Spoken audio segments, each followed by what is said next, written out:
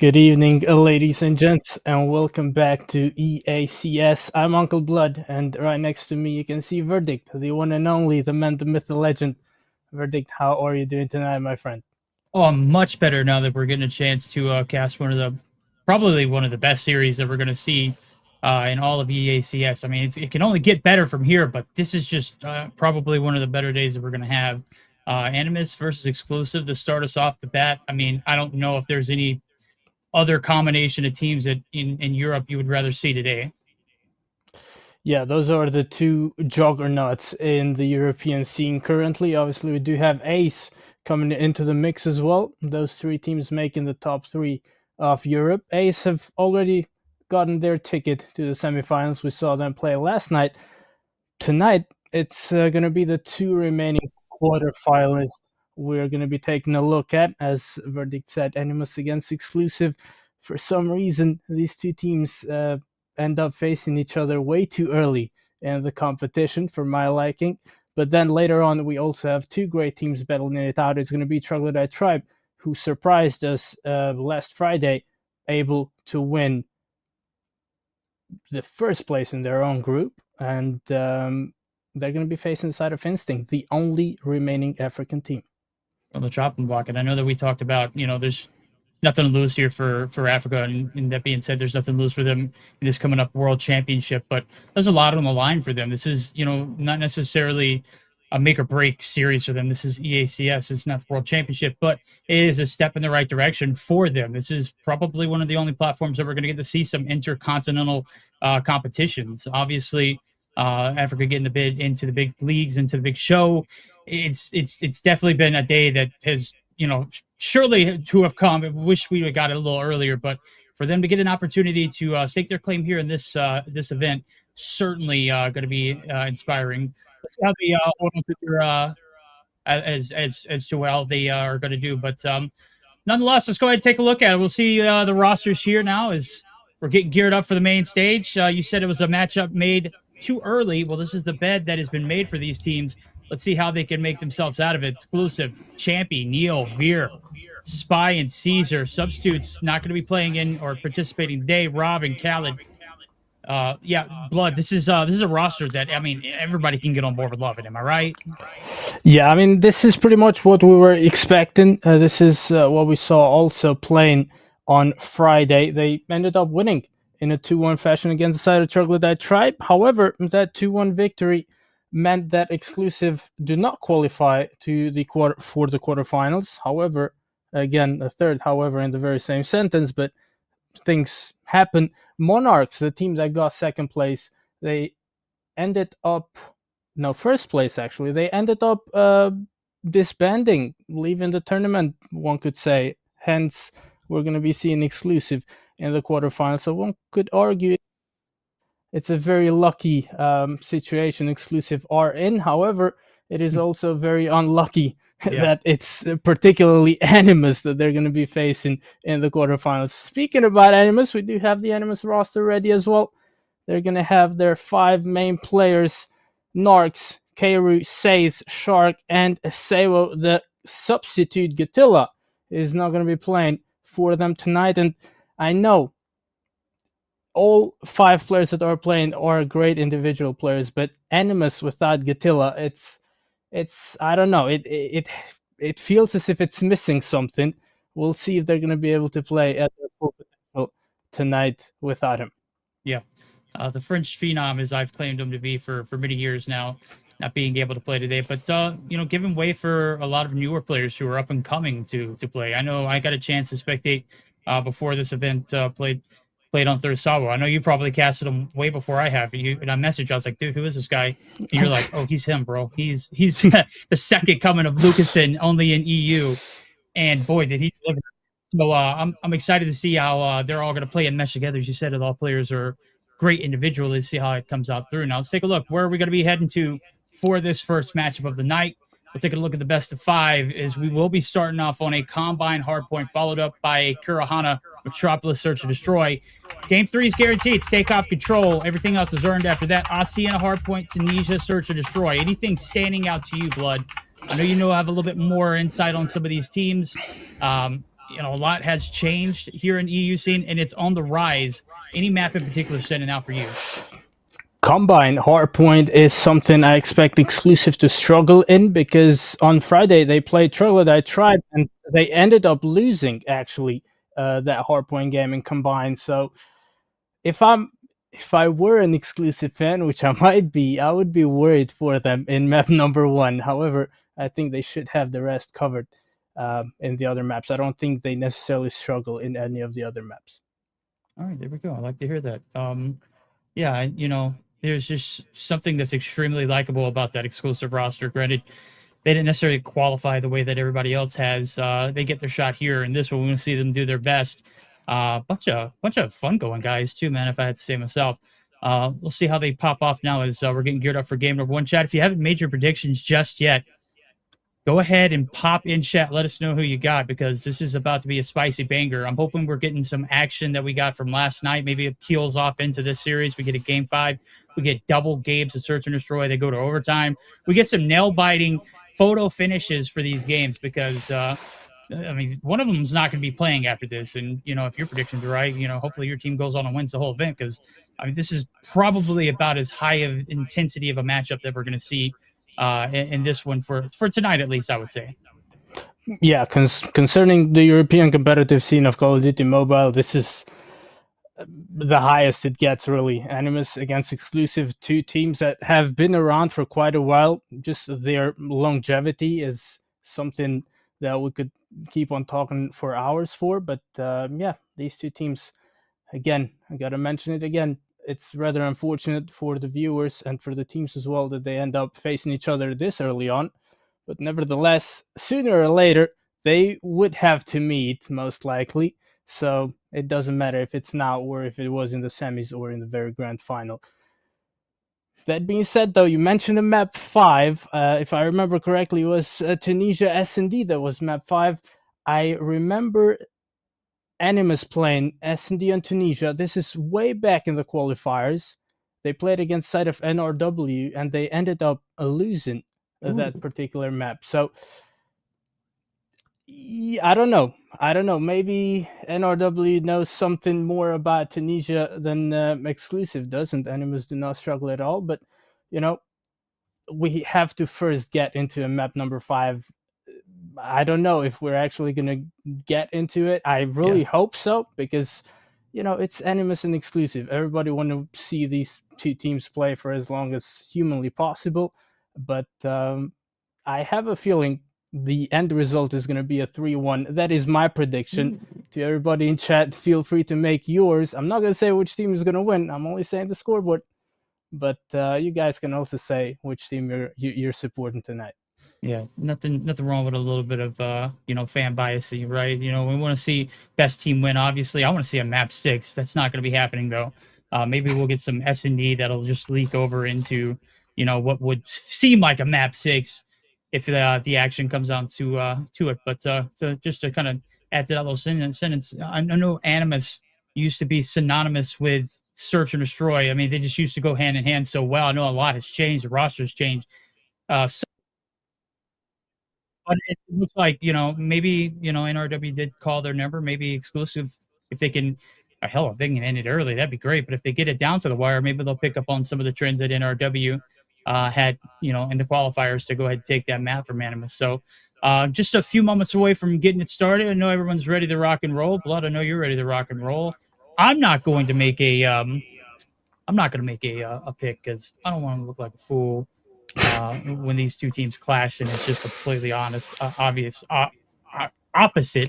Good God, gotta spit it out. But if I did have to make a pick, at gunpoint, I would have to roll with Animus. With that being said, I'm rooting for both teams. I'm rooting for both of them to put on a show for us, and hopefully we'll get some action here momentarily, Blood. But yeah, this is about to be a damn good series.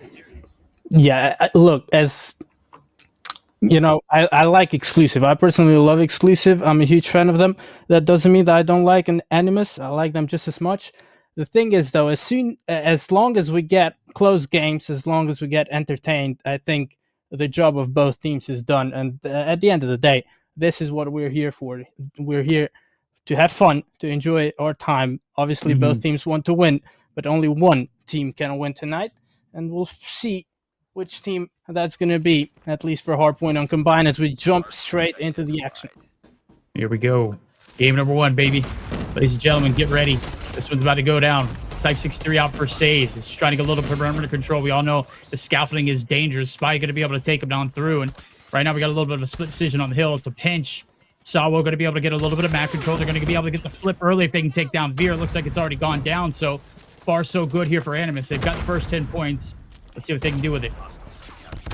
Well, the side of Animus, they also have spawns for the P2 rotation. They need to make sure not to overextend in this P1. However, they also want to throw buddies inside of the point and get a couple seconds going for themselves. Shark spawning way deep inside the P2 spawn. It's the side of Exclusive controlling P1 for the time being. Caesar playing the OBJ. Veer going for the shots through the smoke. It's Shark finding one.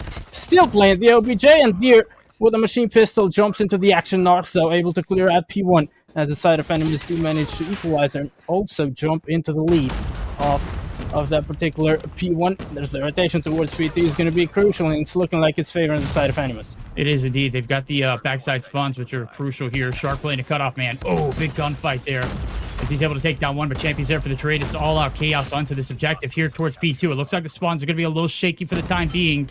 Point's going to be open up for business. Exclusive going to be hitting it from the front door, and they're going to be able to collect the bodies for the time being. Veer with a massive 2-piece. Steps out and gets shut down. Narc's going to be there for the trade, and it's a sea of blue and yellow going back and forth. Right now, both teams capitalizing on a little bit of time, but it's mostly contested as Cairo takes down 2. We've got a back and forth affair. Looks like the spawns are going to be linking right back towards Animus, so they're going to get things steady here in the 30 seconds left here on this P2 objective. Yeah, Animus, they're doing a good job to hold on to the point. Veer, though, pulled out the War Machine, and he did manage to get quite a few kills. Now it's Exclusive controlling the point. Veer through the smoke with the Type 63, able to find one. He's traded. Champy finds a pick on Shark, gets control over the point, and Says looking to go towards Next. Is going to be able to find the opening frag on Spy as well, and just like that, it's a nicely done rotation coming from the side of Animus as they're looking to set up for P3. Spy, though, leading the push towards the P3. We do have Sabo, who was deep spawn, is going to leave that spot for Keiru, who, with the XM4 in hand, is looking to find the pick on Caesar. You know, we saw this set up early on P2. It didn't pay off. Right now, they only got 29. They're down by about 24. P2 up and up for business. Shark handling work big time there for the equalizers. Tip is out for Narcs as well. Double-digit kills for both of them. Narcs is going to fall as Champy does get headway on towards the objective. Caesar going to be able to get the collapse, but he's going to have to wait up top. He's going to have to wait for the team to come through. Sawo holding it down for the squad. He's going to pop his up as well. And that is going to be Sparrows out of the ready. 3 here for the boys over at Animus as they're locking it down. They've regained massively here, Blood. Yeah, nicely done from them. They do manage to jump back into the lead. Sabo able to find the pick on Neil with the USS playing the OBJ. Spy looking to push from the window side of things. He's going to be all alone, and Shark is going to be taking care of that particular push. Shark now looking to play the OBJ himself, able to find the pick on Veer as well. Neil going to fall to Shark, and that early rotation towards P3 did pay off for the side of Animus as they now do manage to extend the lead. Yeah, this is going to be one of the most difficult ones. This objective certainly a little split to see how they play it now as we get rotated over to P4. 76-58, last hill here on this rotation. Sawo now in a little bit of a desperate attempt. Going to push through in the front. Going to be able to find one through the smoke. A second. Not going to land. It's Caesar there. A sea of yellow in there. Say it's going to get involved, but it's not enough. He's going to get shut down too. An Explosive right back in the driver's seat, Blood. They're looking like they're going to be holding on to this P4 a long time. This is one of the more difficult hills to break. Yep, we do have Veer pulling out the War Machine as well, expecting the push to come from P1 and also the push to come from P2. He's going to fall to Sabo, who cooks that nade to perfection, finds a pick on Champion with the machine pistol, but Caesar quickly finds a double, and Spy finds a third kill for the side of Exclusive. Now the push is indeed going to come from the side of P2. Say is able to find one. Shark going to get traded. Death Machine coming out from Keiru. Can he clear out the point? Not really. He didn't do much with his operator, only able to find one kill, as the side of Exclusive do manage to jump back into the lead. Both teams really going back and forth in this one. They are deep. P4 lockdown completely there by Exclusive. A trade of the hills there on that P2 to P3, but right now Exclusive completely in the driver's seat. 108-76. We get geared up for a second set of hills. This time around, Animus trying to lurk back towards that P2 objective. Let's see if they can get hands on towards this P1 though, because that is the objective at hand. Neil going to be able to hold his on there, stand his ground. Okay, we're going to try and throw a body up the top.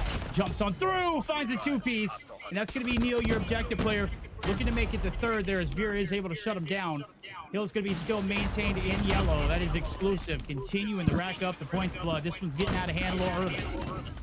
Yeah, Animus are letting exclusive take off here, and most importantly, also exclusive, they do have spawns for the P2, and we saw how heavily contested that P2 hardpoint was. Even with Animus having the spawns, imagine them not having them. It's going to be even more difficult, and for some reason, exclusive still managed to get seconds going in their favor off of this P1. Finally, Kero puts an end to that one. Veer able to get the trade, but Animus did something very good, and they did manage to get the rotation going for the PT.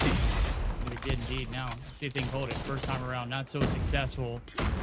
Let's see if second time's a charm, maybe. 148 counting, 76, smash to the front. Looks like it's going to be held off there by the Tempest. That's a massive influx of operators coming through here for the boys over at Animus. Kills are showing and proving to be holding off this push. Champy waiting patiently around the corner. Here comes his hit. He's going to be able to find some shots on through with Sewu, who's actually going to shut himself down. He's going to throw a shoulder at it. And now Champy is going to be getting some help through the front, too. The pinch is coming in. Break looking inevitable as Veer does pop his op, too, but he's shut down. It's going to be Shark there to do it. He's going to be able to find another in combination there with Sawo, and they're going to be able to clean the objective off. What was looking like a hold after a break attempt there for the boys over exclusive, completely spoiled, and now Animus right back on the trails. Yeah, as soon as you say that, exclusive able to regain control over the P2. It's a heavily contested one indeed, just like the first P2 of the game that we took a look at. But Caesar not looking to give up on it, pulls out the spear, able to find the double, and exclusive still get a couple seconds going for themselves. The remaining 8 though are going to go in the side of Animus. However, the rotation towards the next one is favoring the side of exclusive. Can Animus get this breakthrough? This push has to stick because it's already 70 seconds a lead that the side of exclusive have. Neil patiently waiting inside of the smoke on the corner, able to find the double and slow down the push. Says looking to push through the top of the building with the type 63, able to find the pick on Champion. Neil is going to get shut down as well, and this break might be coming through this time around for the side of Animus. Let's see if they can hold it here. Exclusive continue to rack it up. 3 on the objective. Starwall, Crazy Man running through, going to get shut down. Keiru calculated, executed, not going to happen. It's going to be a shutdown. Neil going to be able to find a 3-piece there as he is going to shut down, but the damage has been done. Veer holding the back line. Shark going to be shut down on the transition. Say's going to try and throw a leg at it, but he's going to get chopped in half too. It's the 200-point club so far there. The boys over at Exclusive, they are running house right now. Animus on their back legs. Can they hold on for dear life now as we're getting geared up for a P4 where they did not get a single second on the first rotation? Yeah, P4 did not look good for the side of Animus. It's looking like Exclusive might be able to wrap things up in the next hard point. It's less than 30 seconds needed for them. Spy gets a couple kills going. Champy is looking to cut off the pushes come for P2. He's not going to be able to find the pick on Shark. However, Spy throwing the nade over the top. And Animus with total control over this particular hard point. This is a different picture from what we saw the first time around. Says so he's going to pull out the War Machine, and that might be the reason also why Exclusive is finding it very difficult to at least contest the point. Difficult, but it is certainly possible here for the boys over at Animus. The test going to come through finally, but it's going to get shut down. Narc's on the back line. It's going to get traded on through as he does find 2 before he goes. Operator not a complete waste there. Shark trying to get something on the exit as he's trying to get back onto the objective himself. It is 20 seconds left to go. They could damn near shut it out onto this one as this one is coming down to the wire. Animus need to put their foot on the hill. They need to get past Neil first. That job is done, but can they put their foot on the hill to stop this clock? Looks like it's going to be just enough time to get us a P1 rotation. Back to the reset we go, but damn near 10 seconds needed here for Exclusive to shut this one out.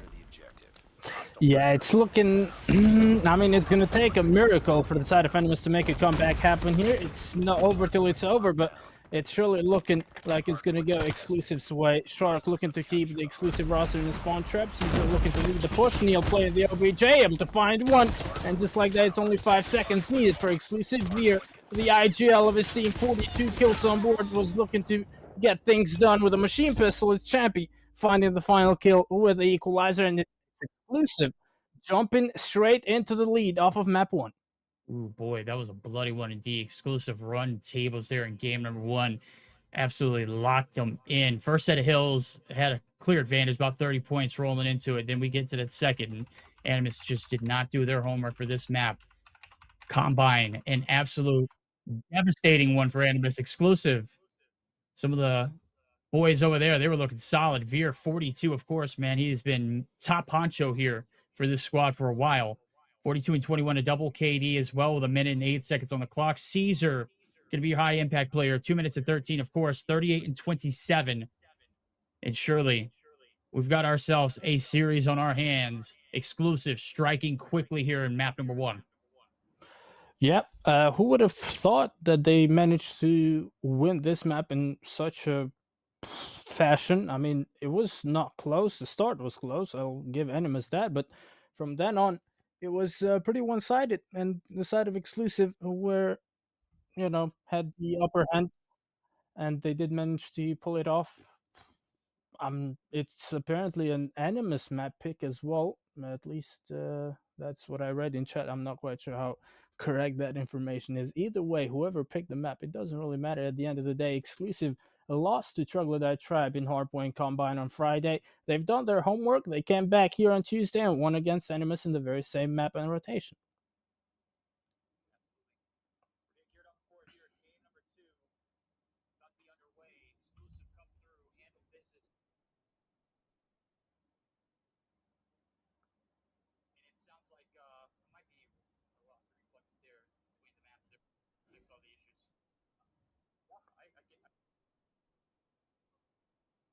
Yep. So next map, ladies and gents, is going to be S&D that we're going to be taking a look at between these two fantastic teams. I mean, we talked quite a bit about what we can expect in this one.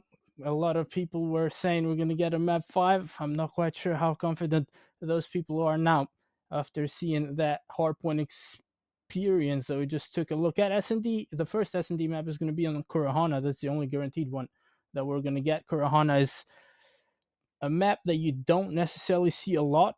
At least that's the feeling that I've gotten from my casting experience. I haven't really gotten the chance to cast it in a lot of occasions. We'll see. We'll see them playing tonight, though. Animus and exclusive, the very top of European Call of Duty mobile competitive scene, battling it out in S&D and Kurahana. S&D is a completely different game mode, though, compared to Hardpoint. So even though Animus don't necessarily have the momentum going their way, they might still be able to equalize the scoreboard. We'll see if they can make something happen there. Excuse me if I had a little bit of mic issues. Us bots over here in the Americas, we're not necessarily known for having the best connections or, best technical things. Obviously, I'm trying to make things work, everybody. I hope everybody enjoyed that first game. Hope my mic wasn't too bad. Hopefully this will fix everything, and hopefully we'll be able to get guaranteed games coming through without any kind of issues for me. Sorry if I held you back there, but ladies and gentlemen, first game through, Animus fallen shy of victory by about 120 points. Hopefully that momentum's pendulum will swing back in their favor, and we have a closer matchup here in this search and destroy. So we're heading over to Kurahana Metropolis. Gonna be an interesting one. Veer's definitely gonna be that guy who's gonna be top fragging there with a sniper, if I'm not mistaken. Hopefully he can do some big crazy things there for the second thing. On the flip side of things, Animus, is it Sawo? Is it Sawo who's going to be carrying the big boomstick? I mean, it's Sage who's going to be sniping, Narcs as well. Sawo, he's going to have to do it with a USS, I'm most likely assuming. We'll figure out in just a little bit what gun he's going to go for, but usually Sawo is the one popping off. He's the youngster. He has the energy. He has quite a few mentors in his team as well who are very experienced, such as Narcs and Gatilla. Gatilla not playing tonight, but nevertheless, surely he's given him quite a few tips throughout the time they've been playing together. So it's going to be an interesting one. We can see the stats of the two teams here. Exclusive have been around in UCE for quite a while, hence they have more appearances than Animus. But when it comes to the rating, they are pretty much on the same level. Both teams on 5-star ratings in this ranking of UCE, though, which only takes in consideration UCE performances, or the performances of the two teams in UCE events, we do have Exclusive actually top in that ranking, and Animus, having to sit on that second spot. I'm not quite sure how happy they are about it, but this quarterfinal is definitely the perfect chance that they have to steal the first spot from the side of Exclusive and the UCE rankings. Absolutely. Is there a board for that, or is it just like based off a record and conversion and back? I know Exclusive have participated in a lot more. There's a lot more interactions between them and any other team. I mean, based off the performance we just saw there, it's clear cut. Exclusive are here to play. Ranked number 1 in EU, certainly earned it after that one. Let's see if they can, make something happy here in this game too. If I'm them, I'm wanting to put this one out in a 3-0 fashion. I don't want to give these boys over at Animus any form or life of any kind rolling into this one. But for the competitive sake, I want to see this one go to distance. So I'm hoping Animus can strike either here or this control that's coming up. So just a moment here as we get geared up for Metropolis game number 2. Looked like we had a reset in the lobby, so it looks like we're just waiting on one more player to go ahead and get geared up for this second map. So we take a look at this one. We all know the map rotations and the bomb locations and how crazy things can get and chaotic. 3-lane map at its best here for Search and Destroy. Yeah, it's going to be interesting. It's usually one sniper player holding A long on the defensive side of things on the head glitch. We have 2 sniper players. It's going to be Neil and Veer most likely for Exclusive, and Says and Narcs for the side of Animus. We'll see which one of those 4 players is going to be able to find the opening frags, the so important first bloods in the S&D rounds. Hopefully we're not going to have to wait too long on Says to ready up, and there we have it. We're straight jumping into the action. The first 6 rounds, it's going to be Animus in the defensive side of things. Exclusive are going to have to be aggressive, and aggressive they are as they're going for a full B push right now. KRU with an 8, able to find the pick on Spy. The bomb is down. They should be able to pick it up and maybe rotate towards A. Yep, defense locking it down. 3 holding it through. 3 standing strong still. Bomb's going to be collected. Tucked back towards the spawn they go. Animus getting a lot of map space in between. Shark on a transition. Not going to be able to spot anybody through the middle of the map. And I think Says has caught glimpses of somebody. Narc's going to be able to piece one there through. And Neil's going to be able to get the trade on through too, but it's 2 for 1 effective. Bomb's still in the hands of players over at Caesar, who's going to be able to find one there in the middle of the map in Narcs. And all of a sudden, this one's going to be split up. A big interaction on the back end. Neil's going to be able to shut down Saywell, and that might open the floodgates, but here comes the push. Shark finds one, not going to be able to find a second. Oh, just like that. It's Exclusive with the player advantage now. It's all up to Says, who's yet to find the kill. Neil is going to push from behind, and Says had absolutely no idea about that rotation. Neil able to find a triple in that round, and he hasn't been playing for a while, but he's not showing any signs of being rusty. Nicely done. A double for Caesar, a triple for Neil, and a round in the lead for the side of Exclusive. Payoff round here. Exclusive going to be able to take that one on the back end, as you mentioned, 2-piece.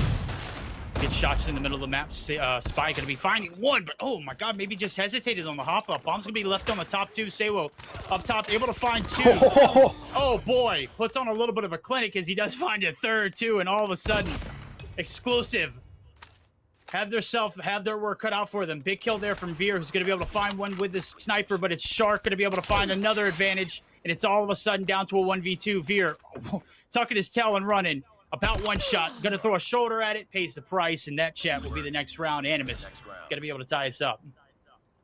Yeah, nicely done from Animus, coming back from that first round that they ended up losing, and they do manage to win it, but a beautiful 3-piece from Saba, who did manage to pick up the sniper of Says, I believe, got a double with the sniper, and managed to find the triple with the shotgun, his main gun that he's currently rocking. It's gonna be a B push right now for the side of Exclusive. We're able to find a double. Champy able to find one, quickly traded. Neil finds a trade, but it's still player advantage for the side of Animus, who are looking to hold on to this B. They do have the bomb down, and it's only the 2 sniper players of Exclusive left alive.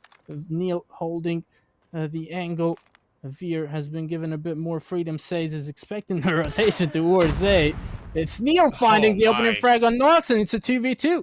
If you want 2 players alive left on this lobby for exclusive, it's Veer and Neil. They are piecing today. Veer, 3 kills to his name. Neil with 5 there as he finds another. And we got a tied matchup, but here it goes. Bombs down here on towards the site of B. And Shark knows it. He's straddling the head glitch there on the bomb. Veer Neil praying for dear life that someone makes a mistake here and rotates in front of them, makes a little bit of noise so they can capitalize. Nothing as of yet has happened. So we're still at a little bit of a standstill. 45 seconds left to go. Bomb yet to be collected. The 2 just holding the cross sights on towards this this cubby or this hallway. Suddenly going to have to make a move. 30 seconds left to go, Blood. Yeah, they're going to have to make a move now, and it's looking like they're going to be pushing B. No time to actually make a rotation. Says was expecting that. He's going to be able to find the pick on Veer. Neil has no choice but to be aggressive. He finds one. Can he clutch the 1v1? Machine pistol comes out, but Sharp with a USS had every single advantage there is in the game, and he's going to be able to find the kill and win the round. Animus straight into the lead. All right, Animus. 2 rounds in a row, locked it down. Almost gave up a 2v3 there, but almost doesn't count here in Call of Duty Mobile. We'll see what the payoff round now is going through. Stays able to find one through the middle of the map. That's going to be the first blood. Push still going to be coming through, and they are just getting absolutely obliterated. Down to 2 is exclusive. Animus have found the recipe for success here on this defense so far, with the bomb being down right in front of them too. Veer going to be able to pick one off in the back lines, though. That's going to make it a little bit more doable. 2v4 here for the clutch, and yet again, it's Neil and Veer, the 2 snipers for exclusive.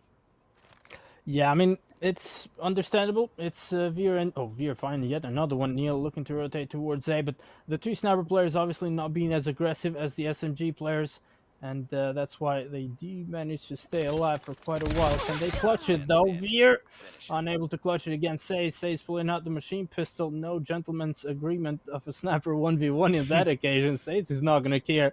He wants to win. And Animus really need this map way more than exclusive does right now. Neil is going to get spotted. Shark able to find the pick. And Animus are looking solid in this S&D game. Solid indeed. Solid indeed. Exactly what they need to tie us up in this series here. We'll see if their defense is or their offense is as strong as their defense. So far, they have taken 75% of the rounds here on it. Payoff round. Only 2 more needed here, or 2 more allowed here on this first opening. Oh my God, Shark just going to go ahead and bare naked challenge that one out in the open. There's 5 players on the opposite side. Shark going to be absolutely shut down. Gabriel going to be trying to reel it back on through, able to take down 1, but it's Veer there for the trade. Only 1 player left, and Says, and all of a sudden, exclusive, showing signs of life here. 1 more round on the attack to go. Just 1 more to tie us back up.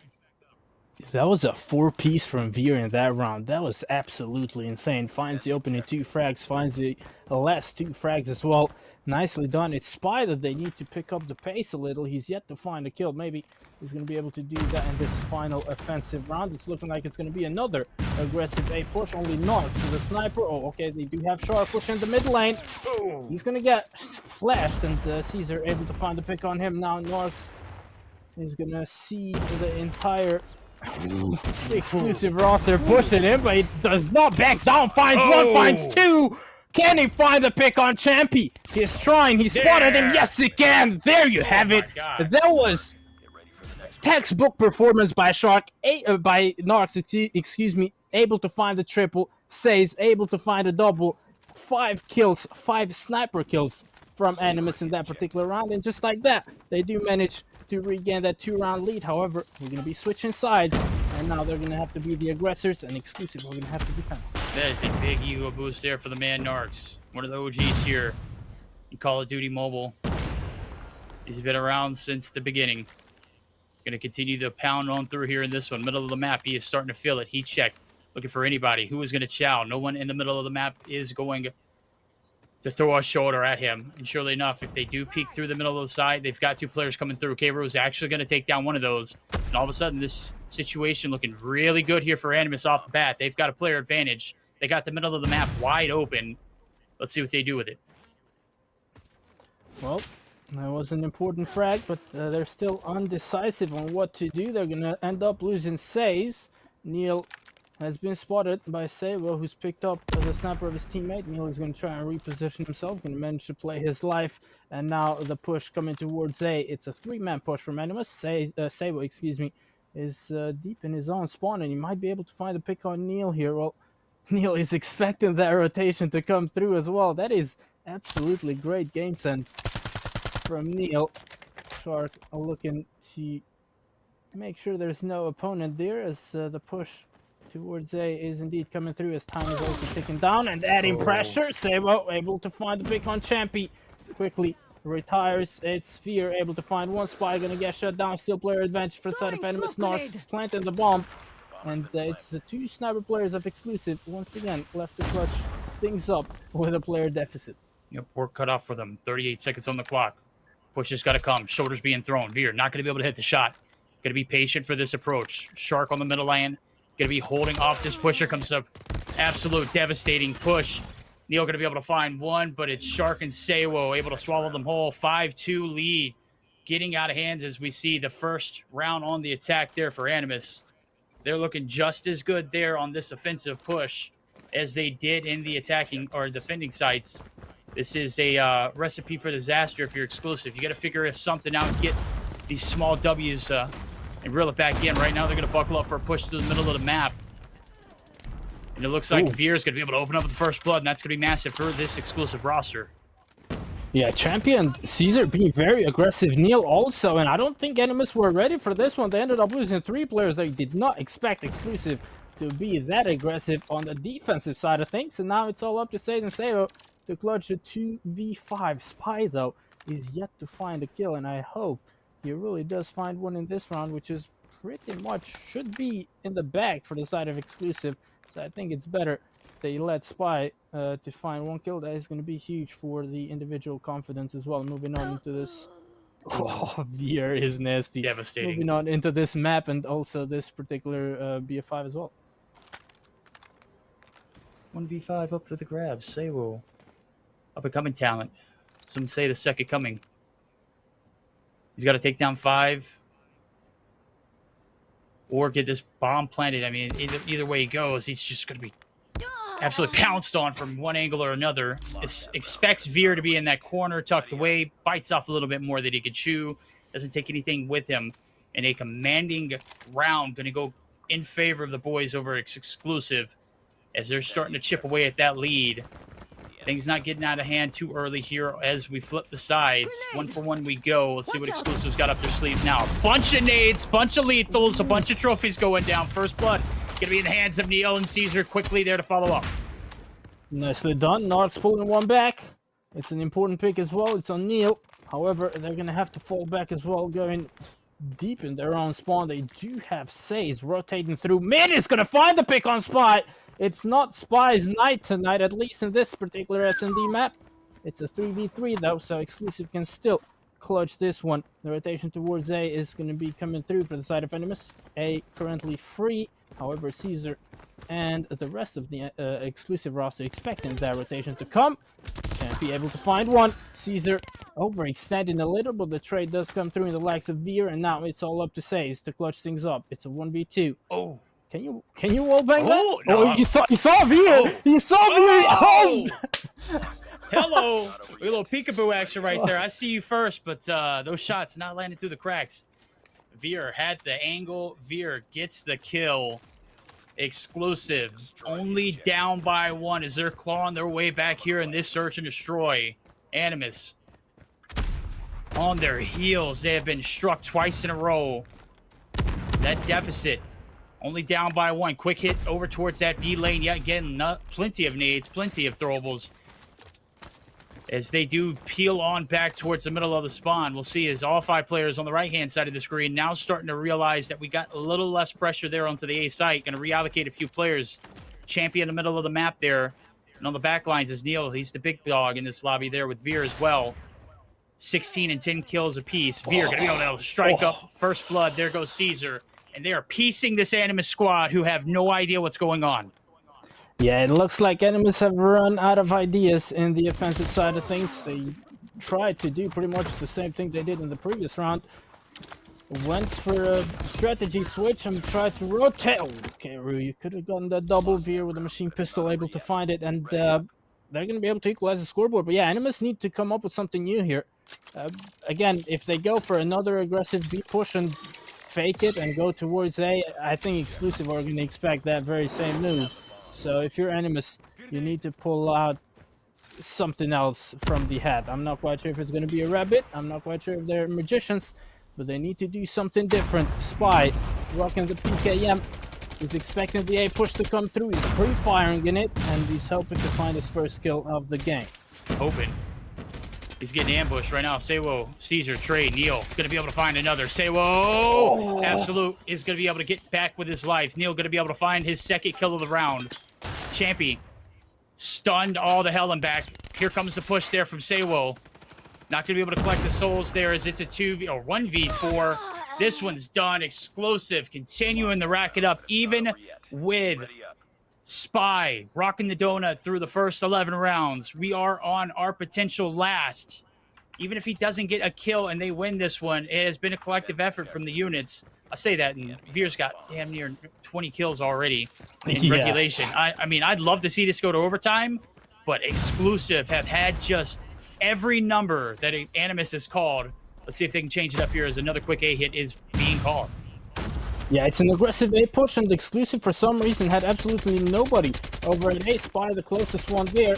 He did get the intel that they're pushing A. The bomb being planted. Narc's able to find the opening frag, and it might be overtime indeed. Animus, though, still have plenty of work to get done here. 3v5 as Exclusive players are falling apart. It's only Veer and Caesar, but with Veer having 19 kills on board, anything's doable. He has to close the ace, though. Can he do it? The first one goes down. Sniper in hand. What more can he do? Time is ticking down. Now that's going to be the main factor that he needs to make a move here. He's going to have to make the move. He's going to get pushed by Narcs, and the machine pistol of Narcs able to find the kill. Veer on 20, and he's going to have plenty more chances to extend that number as we do jump into overtime. If there's anything that I'm right about today, chat, it is that we have gotten overtime in our first search and destroy. I begged for it earlier. I said we're going to have it, and here we are delivering. Rules of the trade. You got to win 2 rounds in a row. That means an offensive and a defensive round wins. Exclusive. Taking a lot of heat there in those last few rounds. Now it's a buckle up towards this B site they go. First blood goes in favor of K-Room. Make it 2 in a row. Shark going to be able to get involved. Champy there for the trade. Champy's done. And this one over in 24 seconds. Lead in the hands of Animus. The things quickly dwindle. But we all know the defensive rounds haven't been easier, but they're a lot easier to maintain and manage. We'll see if the side of Exclusive can get that dominating persistence about them. Now we'll see. I mean, Spy still not having luck going his way in this S&D game. Veer, though, he's definitely making up for it. Able to find the pick on K-Room. He's gonna get shut down by Says. Beautifully done there. I mean, Says had not really an idea that Veer was there. Still managed to get the turn. It's a 4v4 now, as the bomb is thinking about going towards A. However, Caesar is patiently waiting in the corner, and it's a 3-1 split. 3 players for Exclusive over at A. Only 1 in the likes of Neil. Just checking B, not looking to overextend too much. And interestingly enough, it's a 3-1 split for Animus as well. 3 players thinking about going B, and Says given the freedom to roam around the mid lane and potentially find the pick on somebody rotating or flanking. Things starting to slow down. 55 seconds left to go in a round. Advantage, none. Bomb still not made its way over. We are still holding hands here through to this A site. Champion on the other side. Sewo gets a spot, gets the shot. Spots another. Able to get the shots on the Caesar, but he's not able to get the kill. Shark's there for the trade. Says and crew now looking to pounce. Bomb's going to go down. We've got 33 seconds going to be boosted up. Spy can't find his first kill of the game. And that is going to do it, ladies and gentlemen. An 8-6 victory. Animus secure the bag there in game number 2. Only 1 set of rounds there in the overtime. And just like that, we've got a even matchup on our hands. Uncle Blood. Buddy, we've got a game 4 guaranteed. This one back and forth so far. Yep.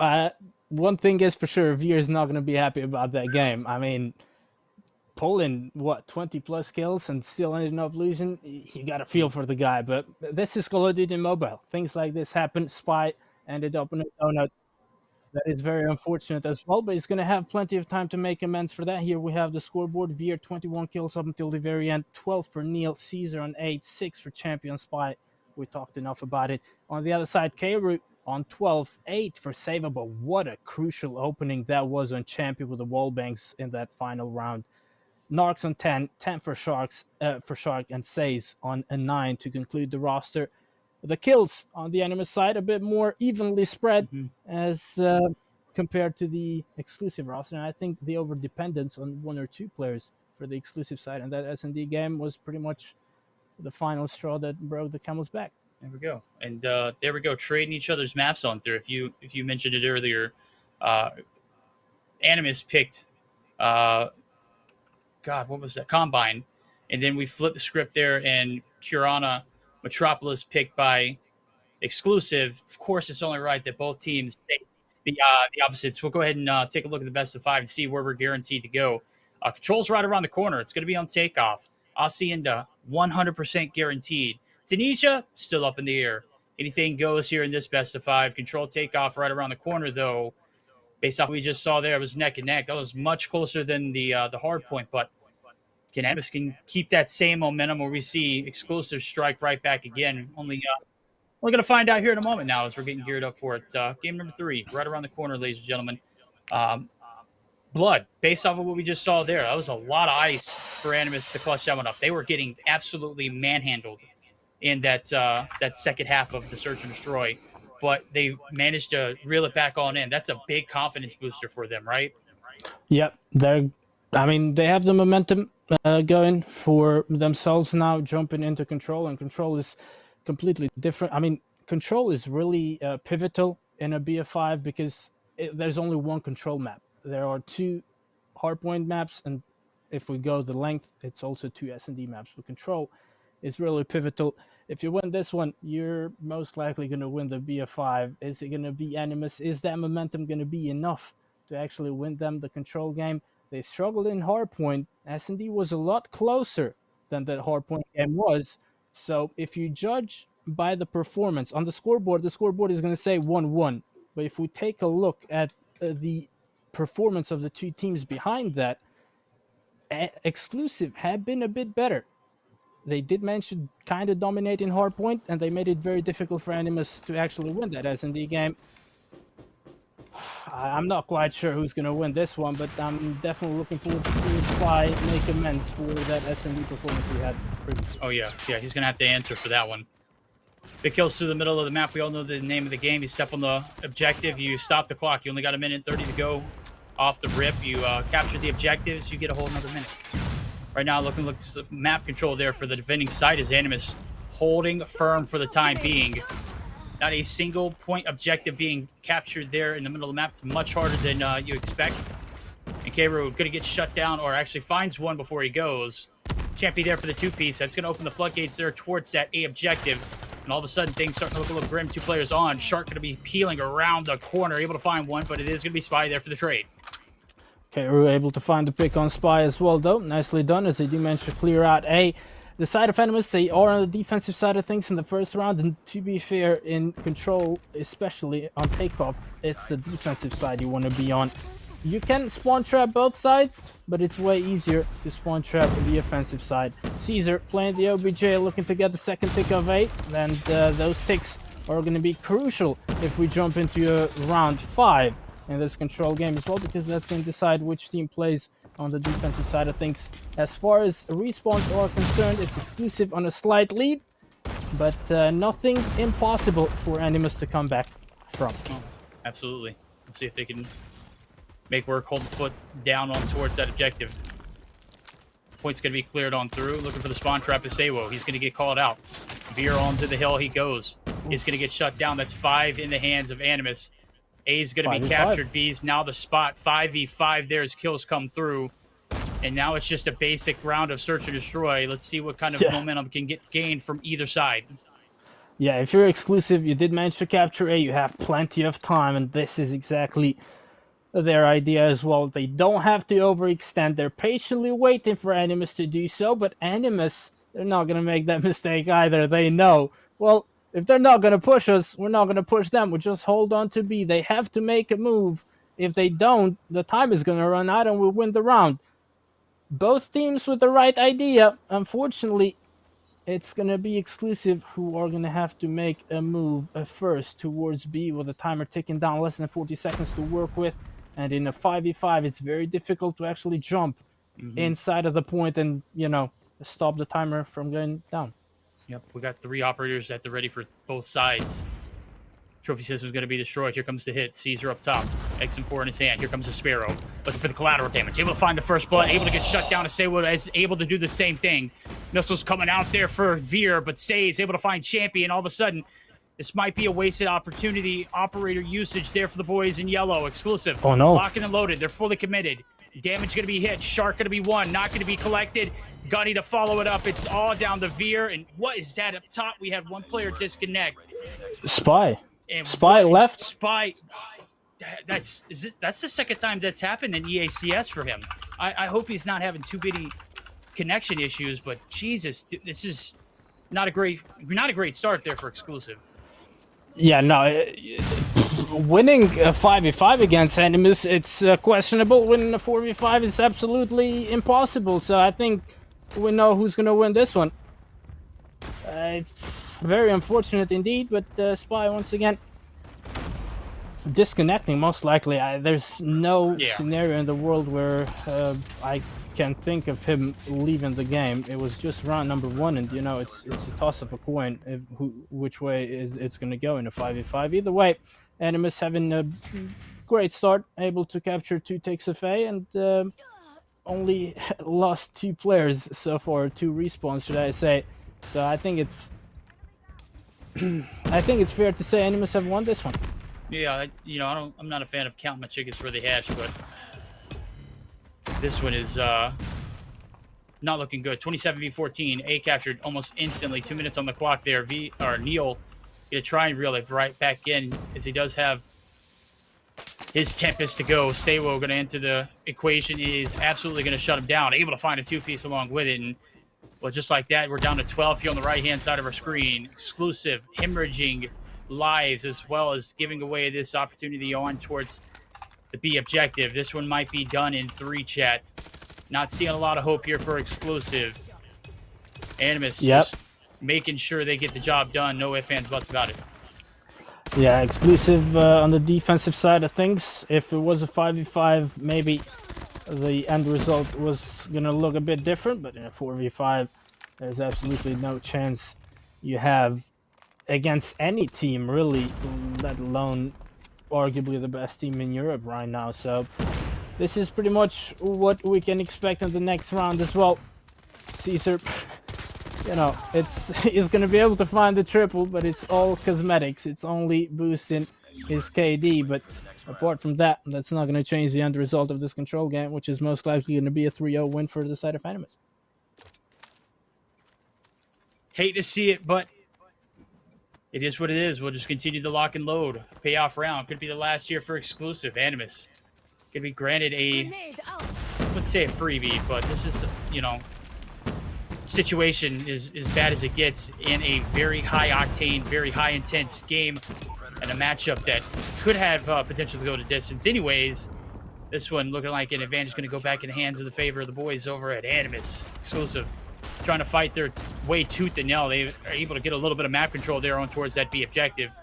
Able to put some points on the board there for themselves and keep it very, very competitive. 6 life leave in favor of them. They've got bodies on A to go along with it as that first tick of progress does get collected. So, I mean, like you said, it's doable, but it is certainly hard. It doesn't matter what team you're facing off against. The fact that it's possibly one of the best at EU, you know, just is what it is. Yep, it is what it is. I mean, that's something things like this happen. Look, again, we don't have confirmation, but most likely Spy disconnected, and that's not in his power. There's absolutely nothing he can do about it. It's very unfortunate, especially because he was the player letting his team down in that S&D game, and now he's going to be one of the reasons why Exclusive end up losing control as well. So things are not looking good for him individually, but you know, he set up the stage nicely if you want to make amends in the second hardpoint game that's gonna come up shortly. Maybe Exclusive do manage to clutch this round. They do have the respawn advantage. They do have the champion with the equalizer causing mayhem as well. But surely they don't make a reverse sweep in control in a 4v5. If they do, Animus might as well just give them the BF5. Yep, indeed. 3 players left standing, make it 2 there. Objective A lost. 1 player left standing for Animus. Exclusive down, but not out. We'll see if they can reel it back in here as the payoff round. And certainly, unless Marks does the most impossible thing here in a control map. Oh, he's going to get caught trailing this 1 player there, and the Caesar is able to catch the body there, but Neil's going to be there for the capture, and that's going to be the round in favor of Exclusive. So, chat, it is certainly doable, as you just saw. Exclusive play that one to a T. Winning in an attacking round on its own is very difficult. To do it in a 4v5 situation, damn near impossible. Let's see if Animus can shut it down now as we're getting geared up for what could be, again, the last round of this control. Exclusive have lost control of this game so far. Can they reel it back in? Looks like Narcs and crew are going to just ram right on through. A is being captured on in it, and Animus going to strike early here on the objective. Yep, it's a rather equal start. Both teams have managed to get 5 kills each. Animus able to capture the first tick on A. K-Root playing over at P2, patiently waiting to get pushed, and he's going to be able to find a kill. Beer, though, is the one finding the frag on Sewa. Nars playing the OBJ, able to find one. And the second tick of A does go in favor of the side of Animus as well. Caesar pulling out his spare. We'll see what he's going to be able to do with that bad boy. 27 kills on board. He's the one top fragging for his team. He's able to find one.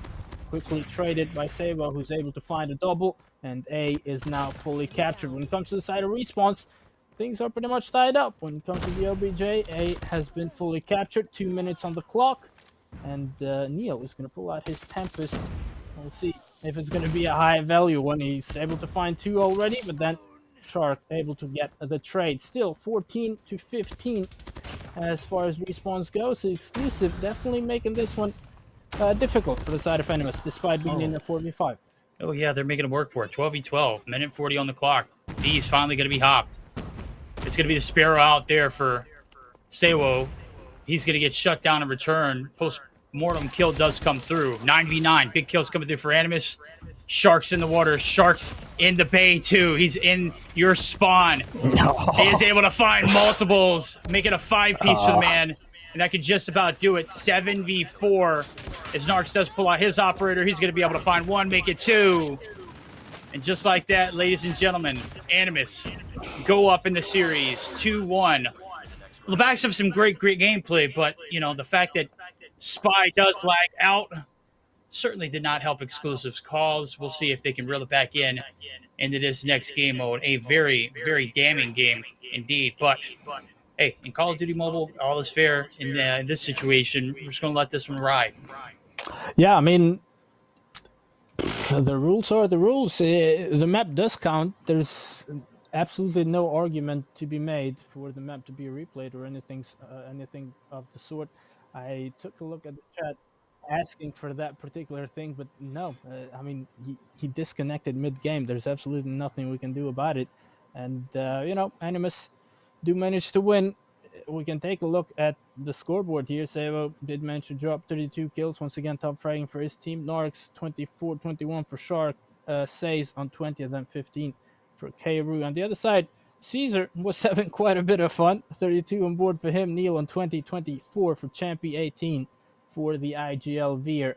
But yeah, again, with Spy in the mix, maybe the end result would have been different. But without him, Animus do manage to put Exclusive out of their own misery and win this control game. The overall scoreboard, as it stands, it's 2-1. Animus having won S&D on Kurahana and now control on Takeoff.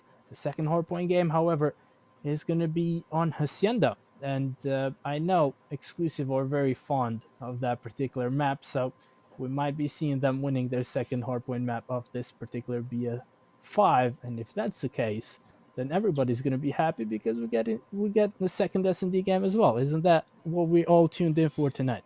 Oh, absolutely. And we're going to have to see Spy now cash in on 2 IOUs from the search and destroy to that control, try to make light of the situation. But I mean, hopefully he can, write a check that his buck can cash, because they're going to need a big standout performance from him as well, as a collective unit. He said this is their favorite map. We're going to have to see it and get us that game 5.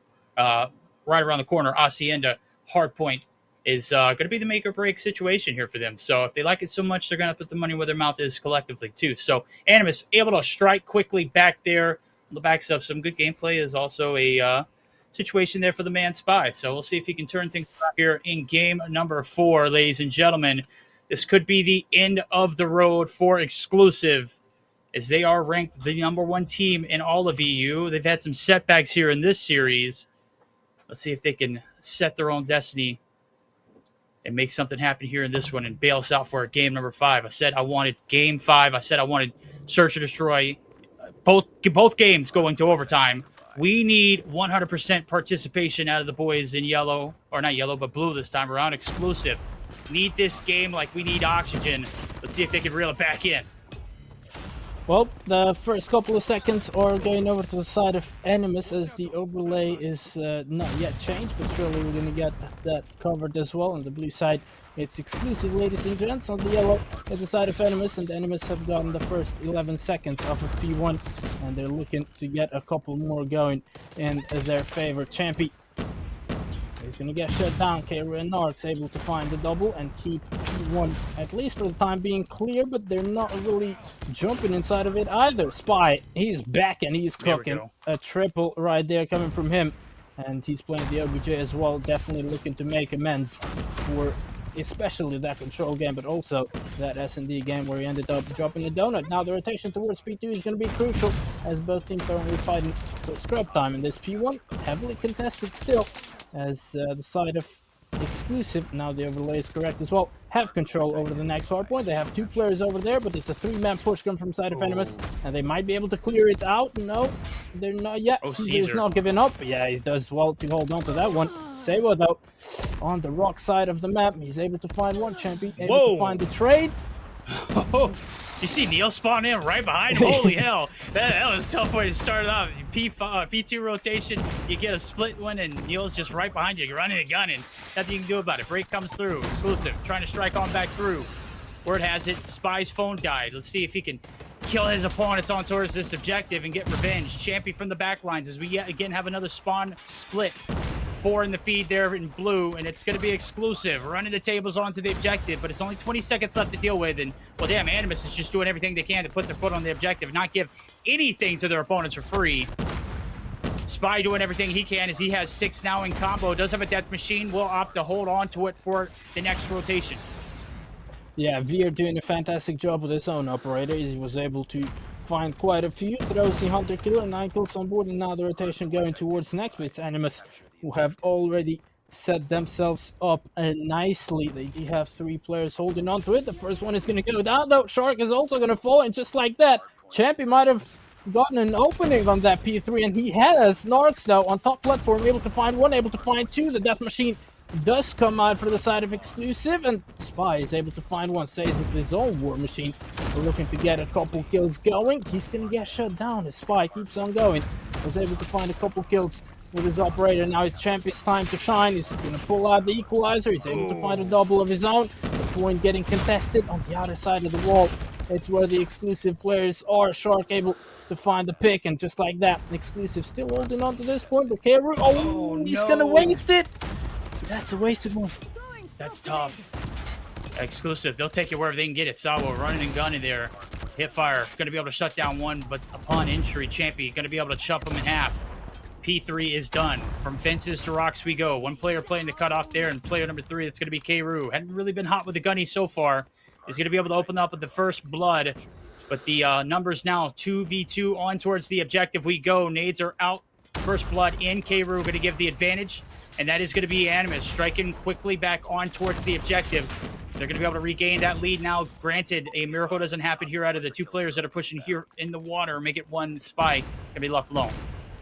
Yeah, Spy still alive, able to find one. He's gonna get spotted and also shot down by a hunter killer, actually. Neil contesting the point for the time being. Nars is gonna be the one finding the pick on him, though. Kru and Champy trading each other. Sabo looking to throw his body inside of the point. He does have support from 2 of his teammates. It's...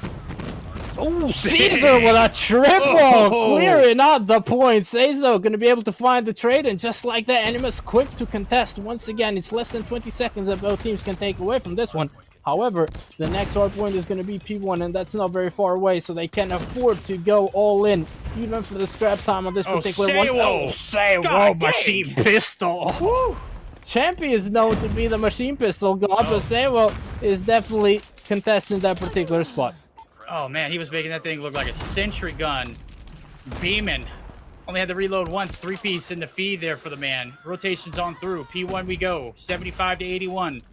A flip of a coin. This one has been a draw, dead even matchup. So far, so good. And this is what we need.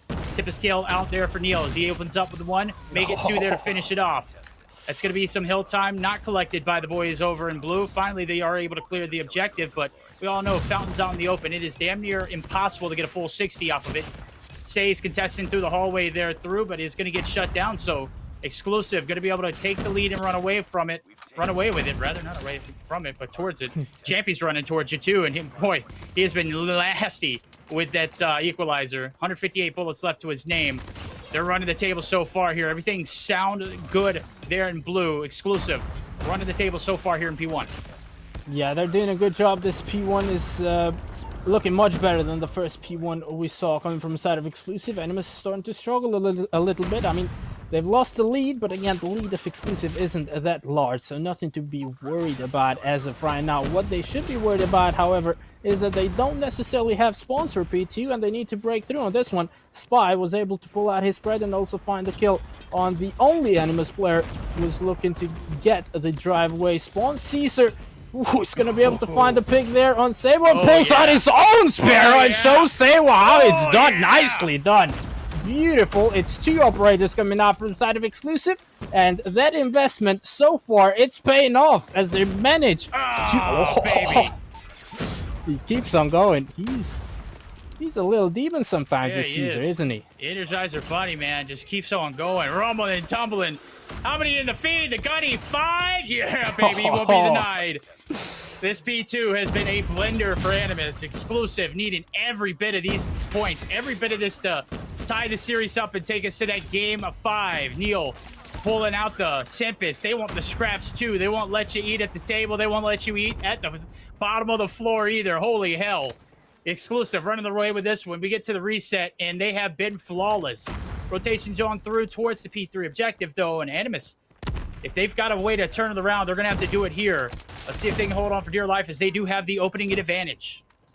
Yeah, they do have 3 players inside of the point, 1 holding top platform right now, but the push in the likes of Champion is coming through. Smoke has been thrown inside of the point. Sabo able to find one, and the kills are going to the side of Animus for the time being. Narx has pulled out the Tempest. He's going to get shut down by Spy, who's definitely making amends for a rather poor performance in the previous 2 maps. Veer pulls out the War Machine, and the IGL of Exclusive is looking to clear out the point with the help of Spy. Is going to manage to do exactly that, as the side of Exclusive are looking to get into that 200 points mark, and why not even extend that. Say is able to find one, Neil able to find a double. He's going to get traded by Narx. It's only scrap time left in this P3, and the next hard point is going to be a crucial one for the side of Animus if they want to make the comeback happen.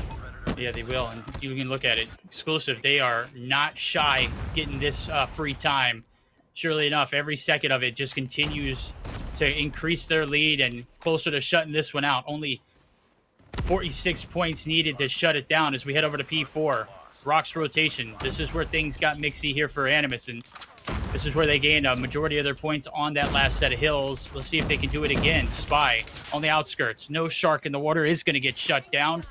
Shark going to be able to find 2 as a part of it. Kru able to find 3. So far, so good. Complete wipe back to the spawn they go. They're feasting on them. Animus locked and loaded. Down, certainly not out. Neil and crew trying to reel it back in for themselves, but they cannot find any success here on this rotation. Rox has not been their friends as of late. Yeah, no, this is the hard point where they've struggled, but they're not struggling anymore. Able to clear out the point. Kairu able to find the double with the prep, but that's gonna be a double that he finds very far away from the point because the point's still being controlled by the men in blue. Neil is gonna pull out the Tempest. What can he do with it? Well, for the time being, he's gonna be able to find one Caesar. 39 kills on board playing the OBJ. They know the spawns have flipped, and Neil is looking to get them in a spawn trap here on top. Office is going to get shut down by Kairu, however, as it's going to be yet another P1 in this hardpoint Hacienda game. Yeah, this one very much so swinging in favor of exclusive, but Animus doing everything they can to claw back. P4, a perfect example. P1 rotation here a third time around. They say third time's a charm, and so far they have been locked in. Veer up top, trying to make it rain. Type 63 bullets all around the map. Spots one, and Sewu is going to be able to play his life at the bottom, but is going to be collected by Neil. Clearing off the objective is the name of the game here for exclusive. They've got a lead. They can't sell a dream right here in this one. They're going to be able to continue to rack it up as Veer shooting, running, and gunning is going to be able to find one, but is shut down instantly upon hopping down. And it is a split affair rolling in towards it. Only 20 seconds left to go. Exclusive. They can play through old and run through his bank on a break on P2. Animus, on the other hand, cannot afford to give up any more points. Yeah, they cannot afford to give up any more points. Exclusive can. No, they can no longer do that as the contest and also the control from the side of Animus does come through. However, it's yet another P2 rotation that Animus choke completely. They have nobody going for P2. They do have now Narcs, but even his Tempest is not going to be enough. They Narcs spawn behind them. However, Champion is expecting that particular push. No, he's not. He's turned his back towards Nox, and Nox might get lucky here and find an opening kill. He does. He clears out the point. Saves pulls out the War Machine, and Animus are holding on to this one. It's 4 seconds needed for exclusive, but maybe they're not going to be able to get those 4 seconds in this P2. Maybe. We'll see. Still plenty of game left to be played. 35 seconds on the clock. Only 4 needed for exclusive to shut it down. Here comes Champy. Here comes Champy. Able to find 2, but it's not good for the third. Contest is still in through. It's Caesar. He's got 51. Neo coming through, running the gun and spraying and praying. All through the smoke. Not able to find the body. There it is. Veer finds the last, and that's a 250 to 165.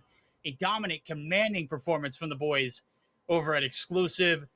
Blood, this series is not done. We're going to get it back in blood here in this game. Number 5, ladies and gentlemen, we predicted it earlier. To search and destroy we go. Yep, S&D and Tunisia. That's going to be the tiebreaker. What a BF5 it's been so far. Taking a look at the scoreboard, it was Caesar at some point in the game inside of the P2 streaking up to an EMP system even. 52 kills on board for him. Over 2 minutes of OBJ time, rightfully so, the most impactful player in the lobby. Spy also not very far behind with 42 kills, 35 for Champion Neil on 32 and Veer on 31. On the other side, it was Says trying his very best with 40 kills. Shark on 37, Narcs on 30, 32 for K-Root and Sebo on 29. But, you know, Animus, they did manage to get a couple more points in Hacienda than they did in Combine. But nevertheless, not the performance you would expect coming from them. And one mistake that I can't help but, point out is that the rotations, when they come early, they struggle to hold on to the point. And when they come late, they struggle to break through in the point. So they need to figure something out. Yeah. I'm not quite sure, but right now they don't need to worry about it. They're gonna have plenty of time to go back to the drawing board. Right now, S&D and Tunisia is gonna be their focus, and it's a toss of a coin who's gonna be able to win this one. Last time around, they did manage to win. S&D, it was on Kurahana. Last time around, however, Spy dropped 0 kills in how many rounds? 14. That was 14 rounds. Yeah, 14 rounds. That was brutal. He's cashed in on one of his IOU though, chat. So he owes us still another performance in this search and destroy. Hopefully he'll put the PKM away or whatever. His phone died in the control, so maybe he was having overheating issues in the the search and destroy that led to this. And I don't know. I'm not gonna try and make excuses for the guy, but you saw he just came back in full affair. Now he's gonna have to do it again here on this one. As we're gonna need all hands on deck. Can't be just Veer dropping 20 plus kills and you expecting to win. I know Neil threw his hand in the ring too with 12 plus kills in the search and destroy first time around. Animus, Can't let this one come down to the wire. Obviously, you take it to overtime, and they were able to perform. So they know what it takes. They've got the ice. They've done it once tonight. Will they get that far here in this one? I'm praying. I'm hoping. I'm begging. We need to see more of this series. This is the one that's has been deemed El Clasico of the European scene, and it's for a reason. It's dramatic. It's the best of the best. It's the top of the crop, and it's just everything about this one spells out success. And we've enjoyed every bit of it so far. I can't wait to hop into this game number 5 and see who's going to be victorious. But so far, Blood, it's certainly delivered. Yep, I mean, they've lived up to the expectations, both teams. Maybe that 4v5 was a bit unnecessary. It would have been better to get a 5v5, and maybe Animus would have still managed to win. We don't know. But nevertheless, it is what it is. And it's a map 5 that we're going to be taking a look at. It's S&D, it's Tunisia. Tunisia is, I mean, it's also kind of a 3-lane map. You can go towards A, you can go mid, or you can go B, similar to Kurahana. We'll see how both teams are going to be able to approach this one, and I'm not quite sure which team is going to start on the defensive side of things. However, the defensive side was the most preferred side in Kurahana. I'm expecting this to be the case here in Tunisia as well. All right. The quarterfinal we've all been waiting on. The matchup certainly has delivered so far. We are spread even. 2-2 coming down to this very map. You see the aerial view of Tunisia. They make or break map for both of these teams. One team will survive. One team will be heading home. We'll see now as the bomb's going to be left in towards the spawn. It's going to be Animus looking for some kills off the rip. It looks like a 5v5 team deathmatch. We'll see how it pans out now. There's a lot of noise being made inside. K-Roo going to be able to open up with the first blood, and here comes the boys in yellow. Sewo able to collect again, and exclusive in a very bad position off the bat. Yeah, 3v5 that they need to clutch. Now the side of Animus are going to go all the way back in their spawn and pick up the bomb, but surely rejoin the remaining 3 players that stayed over at A. It's still PKM for Spy, and he's able to find the opening frag. Neil finds a pick on K-Roo, knocks it out quick to get the trade, and just like that, it's still Animus with a player advantage. Shark looking to get the flank towards mid, but Spy is expecting that. Is the patience going to pay off? No, it's not! Call of Duty mobile timing. We're going to get shut down, and Animus do manage to win round number 1. Yep, fish got to swim, shark got to eat. Absolutely running the tables there in that last bit. Will come in Spy, able to find 1 through the first round. None through 14 in that last game, so we're already off to a good start for him. Fortunate, though, and Animus able to snag that round, so we'll see yet again. Another A-side hit. Top winery is being occupied. Sewo, shotgun at the ready. Pistol. Hello, able to get some tags on through. That's 3 down instantly. Veer and Champy, last 2 standing. This is not looking good as Champy falls. From bad to absolutely impossible. Veer with a 1v5. Bombs down 2. 40 seconds on the clock. Yeah, I mean, Veer, he popped off in S&D, in the first S&D map. He's able to find the opening frag here for his team. Gonna connect the flash as well, but still 1v4 needs to clutch with less than 30 seconds on the clock.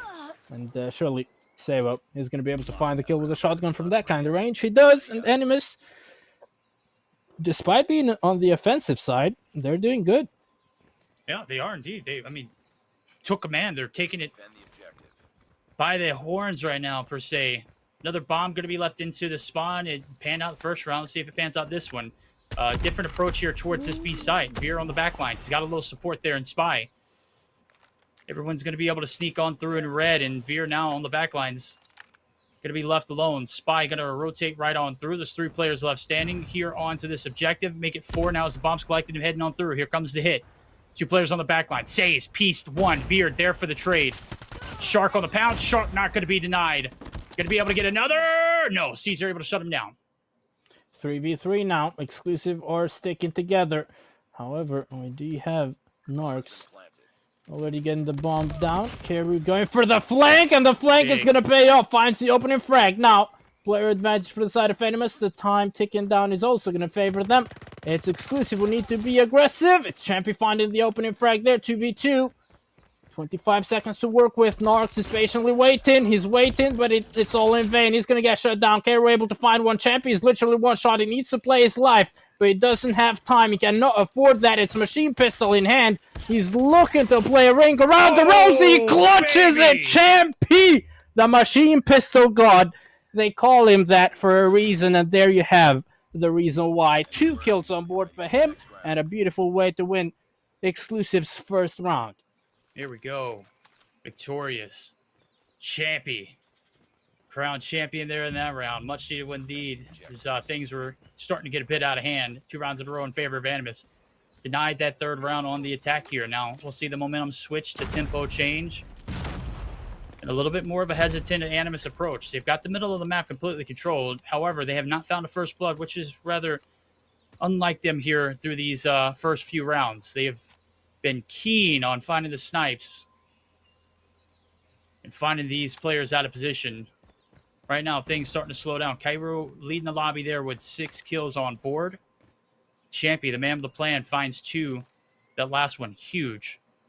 This thing's starting to dwindle now. 1:20 in the clock. Neil able to find the first blood. Says, denied. And all of a sudden, power swapping hands. It looks like Exclusive and crew are ready to rock and roll here finally. Yeah, they do pick up the bomb as the time is ticking down indeed. About a minute left on the clock, and it's still that mid lane that they're prioritizing. Neil patiently waiting on the A entrance. There's 2 people, Savo and Narcs, thinking about pushing towards A entrance, but not quite decisive as of right now. The trophy system is surely going to deny. The flesh is coming through. Neil finds one. Neil chokes the second. Champy somewhere in the mid-map was able to find one. Sabo being aggressive. Caesar able to get the trade, and now it's all up to Cairo to clutch the 1v4. He was able to find the pick on Spy. Can he get the remaining 3? Bomb is down over at A entrance, and things are not looking good for him. No, it's not. They're going to triangulate here in a moment. Player number 4 and Caesar surely has spotted where that bomb is at. K-Root, last known location in the middle of the map. You're going to be spotted. Shot's going to be bumping, but it is Champy who's going to slide on through. As I mentioned earlier, they're going to triangulate that bomb, anticipate that push, and it pans out. 2 for 2 we go. Neck and neck. Things starting to get a little bit tense here. You can cut it with a knife. Payoff round here for Animus. This time they're going to snag the bomb off the rip, and they're going to commit to an A-side push. 3 players on the back lines here for the boys in blue. Exclusive. Banking on a big hit here towards this defensive approach. Neil getting absolutely antsy with it. Hello, buddy. He's up there. Oh, Caesar able to find 2, though, in the crossfire. Keiru able to get the 1 in return, but damage is done. The attack now halted. Yeah, the push does come through. The likes of Keiru is able to find one. Champy gets the trade. Champy finds a pick on Shark, and now it's all up to Narcs to clutch this one. Can the veteran do it? It's been around for quite a while in Call of Duty Mobile. Can he clutch the 1v3? Against a couple players that have been around for just as long as he has? Well, he's expecting the push to come, but that push is never going to come. Narcs has the bomb. He can direct the pace of this round. He spotted one. Unable to connect the shot. He's expecting Veer to peek balcony once again. Veer is not going to do that. 2 players over at B. 1 still holding on to A, and that particular one is Spy, who still has plenty of job to do in this S&D game in order to make amends for the previous S&D game that he played. Narcs got shut down by Champy, and just like that, Exclusive, it took them a while, but they do manage to find a way to get themselves into the lead. Anticlimactic inning there. Thought things were going to get a little spicy. Splits them right in the middle of the map. Narcs gives him his rear end, and surely enough, round's over. Payoff round. Last one on the attack here for the boys in yellow. Animus. Fallen stale. It's 3 rounds in a row. They've been rock'em sock'em. Let's see if they can reel it back in. Maybe get us tied up before we flip. Neil says, hell no. Let me take one in my hands. Can I get a hell yeah in chat? That was an absolute beaut right there from the man himself. Going to be able to neutralize Says for pretty much the past 3 rounds by himself. Yep. He's been the one finding the opening frags for the side of Exclusive, and you know, those opening kills, that player advantage has been very handy. And Exclusive have managed to win 3 rounds back-to-back now. It's once again Animus with a player disadvantage. They're going to be able to make it 4v4 as Shark in the middle of the map towards Zig is able to find the pick on Champy. The USS coming out victorious against the VMP from that particular range. Neil gonna get shut down by Sabo, and just like that, Animus pick up the bomb, and most likely gonna make a move towards A. No, towards B.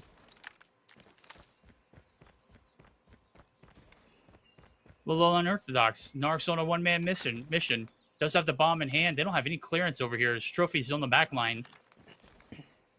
Gonna go ahead and peek the angles. There goes the nade stun check. Nobody at home right now. Trophy system does go off. That's going to give the boys in blue a chance to recoup. 3v4 effective here for the retake. 40 seconds on the clock, and that bomb will go boom.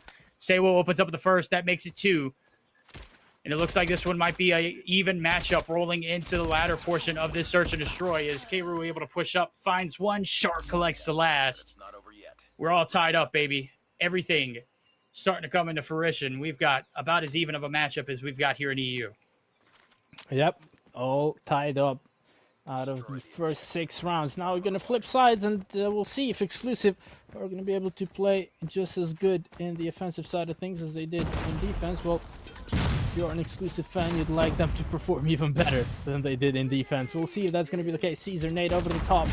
It's Champy finding the opening frag on Shark. It's an aggressive B push, and Animus know about it. They're looking to throw all the remaining 4 players towards B. Sabo is pushed mid.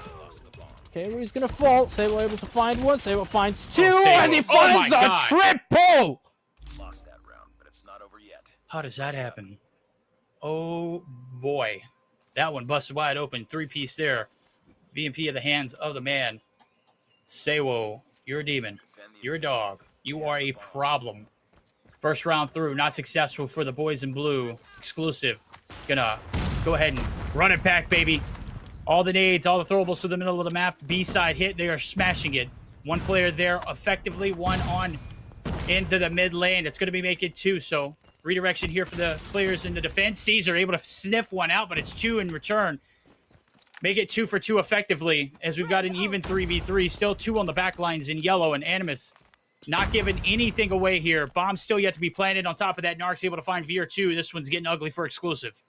Yeah, it's not looking good. It's Spy and Neil left to clutch things up. Neil getting shot from the back. Shark able to find the pick on him. Spy looking to play life, but he's not really going to be able to do that.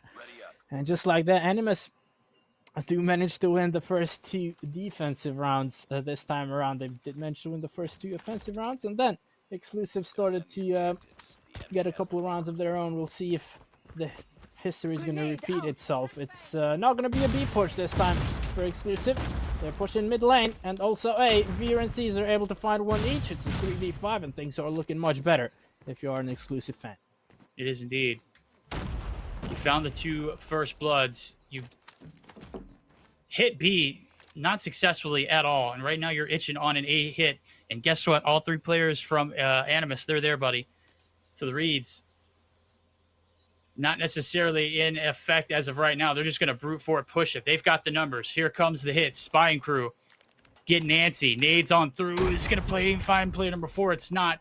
Narc's going to be able to keep his life, as he has not really been a factor here in this search and destroy. He is going to be able to spot one. There's the call out. Champy's up top, laying prone. Not going to be able to get the wall bangs to hit either. And that should be the intel. There it is. Exclusive going to try and buckle on back for that B-side hit rotation, but with a minute left to go, I mean, they really just fiddling with their hands. Neil going to be able to fiddle with his hands, finds Keiru, and there goes the grunt push through. Just like that, Neil's going to be able to find another, and this one's done. 1v5 here for Sayo. He's already won one shot. Yeah, Sayo, he's a great player, but can he clutch the ace? Not really, especially now with the sniper in hand. Neil with the machine pistol, able to clutch things up. I mean, it wasn't really a clutch. It was pretty much guaranteed that they were going to win that round, and they do manage to win that round. It's only 1 round lead for Animus. They do have Sayo and Keiru on double digits, and they are relying on those 2 players too heavily for my liking. On the other side, it's Champy, Caesar, and Neil with 8 and 7. We'll see if Spy is going to be able to pick up the pace. Savo has been spotted, getting wallbang, but he's going to manage to play the life. It's still the focus shifted towards A and the mid lane for Exclusive. It's only 2 players over at A. One towards mid, two towards mid, and one at B for the side of Animus. Look at this from Veer. Ooh, he misses it. That's tough. Could have been first blood. The one that got away, we'll see if it makes it pay, man. That should have landed. I don't know what happened there. Maybe that small object in front of him, the wall. It looked like it splattered on impact. Seiwo going to continue to play his life. 5v5, a minute in the clock. And the offense yet to make any kind of move towards the objectives. They're going to have to make some moves here now as Caesar's starting to get a bit antsy. One player down low. As it's just a little bit of a peak. So they're going to have to make something happen here momentarily. Here comes a push on towards that B side spy. He rounds the corner. Stays is going to dust him, right? Oh, yes, he is. There it is. One shot. Bombs down, two to go along with it. That is a tough way to start this one with 30 seconds left to go. Yeah, Champion's been spotted as well. Say's going for the jump shots. He's not really going to be able to connect anything as of right now. Caesar finds a double, and that is huge. Champion looking to be aggressive. It's going to pay off. He's going to get traded, but still, it's a 1-for-1 kill. Veer, he's not going to spot his opponent. Neil is, but Neil is going to fall to save up. Veer now has the information. It's a 2v1 he finds himself in, and now it's all up to Caesar, who did manage to get himself into double digits. He needs to plant the bomb. He doesn't really have time. He had to go for the bomb plant, and Animus played that one to perfection. Match point. Animus collecting their souls. They can eliminate them here. The series that we won't put an asterisk on, but we'll always think back to that control.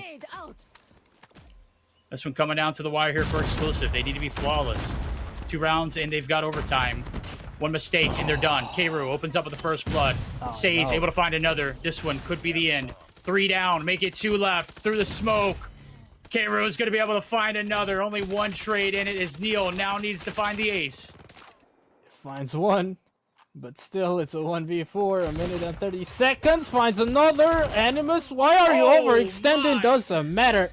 They have it covered. Seiwo with a flank. The sandwich is going to do the job, and Animus are going to do the job. They do manage to win. It's a 3-2. They fought very hard for it, but at the end of the day, it's them making it into the semis, and exclusive after making it into the quarters in a rather very fortunate way. They are out of the competition, which is very unfortunate. Animus move on. Congratulations to them. Very unfortunate for exclusive, as we'll take a look at the bracket and see. Well, we'll look at the scoreboard first, and then we'll take a look at the bracket to see what their journey is going to uphold. Keiru leading the lobby. I mean, man's running and gunning there. I mean, I don't know too many ARs that can run a map like that and do crazy, first bloods, multiple pieces, just an absolute unit. On the flip side of things, too, with that, Caesar dropping 10 with Neil. Veer not necessarily being much of a factor, maybe fish out of water. Does he not like Tunisia, man? Because, I mean, going from 20 kills in the first S&D to 3, it's a bit crazy. That's a downgrade, yeah. That's a downgrade indeed. Spy didn't really manage to do what we were expecting him to do, but, that's how it is sometimes. That's Call of Duty Mobile. You win some, you lose some. And this time around, exclusive ended up losing. And maybe if they avoided a couple of mistakes in the first S&D game, or if they didn't have to play a 4v5 in control, then they would have made it into the semis. But there's no room for what ifs in the competitive scene. We live by the facts, and the facts are that Animus have managed to win. We're going to take a look at the bracket before we jump into the next matchup, ladies and gents, and we'll see where Animus are going to be going. Well, they're going to be facing Ace into the semifinals. Isn't that a fantastic BF5 that we're going to be seeing on Friday? Oh, yeah, that's going to be a blast. NRT or NRW International waiting to face off against the winner of our next matchup, Troglodyte Tribe and Instinct. And certainly it's going to be a blast to see in D2, the last of Africa to be upheld too. So we will take a short intermission before we get geared up for our next series because, I'm going to be honest with you, buddy. I'm going to need to reload on some water and hydrate because that one took a lot out of me. Yeah, that was a long one. But it was a fun one to cast. And we have another very fun one, BF5 to cast, but we're going to be jumping into that one between Troglodyte Tribe and Instinct after a short break. Ladies and gents, don't go away, or if you go away, don't go away too far because the break is not going to be too long. You guys actually managed to win. However, you got DQ'd because of prohibited items being used. My question is, though, to make things short, do you think you can beat Animus in a rematch? Of course we can. We only lost because we let them win on purpose, so they can have like a little taste of winning. All right. Well, I wonder what Animus are going to be thinking after watching this interview. But even though you let them win, was there anything you got to learn from that particular matchup against Animus that might improve your chances of winning EACS? Yeah, there's only one thing, and it's that they are very shit at gunfights, so we could easily beat them. But we didn't just go in the point, so we didn't really care about the point. Okay, so it was all part of your plan then, right? Yeah, to match them again in the finals. Okay, well, we talked about Animus. They are one of the top 3 teams from EU participating in ESCS. You've already faced them. How worried are you, though, about Exclusive, who conclude the top 3 of European teams in EACS alongside your team? It's pretty easy. Exclusive is just a more worse team than Animus, so we beat them too. All right, I like the confidence. We'll see if you can, bring what you're saying to the playing field as well. But if you had to guess, how high are your chances, or rather, what are the odds of NRW to win EACS? If we playing a tournament, there is no odd. We win it. There is no percent. 100% we win. Okay, We enter well, it and we take top place. you are determined. I love to hear that, and I'm definitely looking forward to seeing you guys play. But what is, or rather, who is, in your opinion, one player from your team, from your roster, that we should definitely be keeping an eye on? Of course, it's me, Sakuta, as always. They didn't let me play because I always nuke them. You can ask Narcs. I nuked their team in ranked before, their whole team. 1 week before this tournament, I nuked them. All right, so you are the ace under the sleeve of NRW. Whenever Yes. things start to go down, they bring in Sakuta, and then it's all wins from there, right? Yes. Love to hear that, man. Love to hear that. Well, now I need you to be very honest with me. Who in your team blames the lag even when they just simply cannot hit their shots? Zuko. All right. I don't know if Zuka is going to be happy about that one, but thank you for the input. Back to a bit more serious question, though. Is there anything in your preparation that you do differently depending on the rotations and the opponents that you are facing? Like, do you prepare the same way to play against a newcomer team as you do to play against Animus, for example? No, we don't prep at all. Like, we just play inners, have fun and ranked a little bit. We never really practice or scrimmed a lot before a tournament. We just have fun. So you're in for the ride wherever it takes you. Just enjoy the ride as much as possible, not taking things any seriously, right? No, not serious. Interesting approach indeed. Is there, however, a particular game mode or a particular map that you prefer to the rest? And also, is there a map where you have noticed maybe you struggle a little bit? No, there's not a single map or mode we really struggle. We are good at every map, every mode. So you are very confident going into this EACS. Glad to hear that. However, if the impossible were to happen and you encounter a setback, how does your team and you personally handle those setbacks? We don't handle it all because we rarely lose. And if we lose, we don't really care. That's one way to go about things. Well, I wish you best of luck, and hopefully you won't be encountering any setbacks in the EACS. That being said, though, before I let you go, the stage is yours, and you can say whatever you like to everybody watching right now. Ich will nichts sagen, alles gut. All right, that will do. That, ladies and gents, was Sakuta from NRW. Welcome back, ladies and gents. We are going to be taking a look at the second and also final quarterfinals for tonight, and also the final quarterfinals for the remaining of EACS.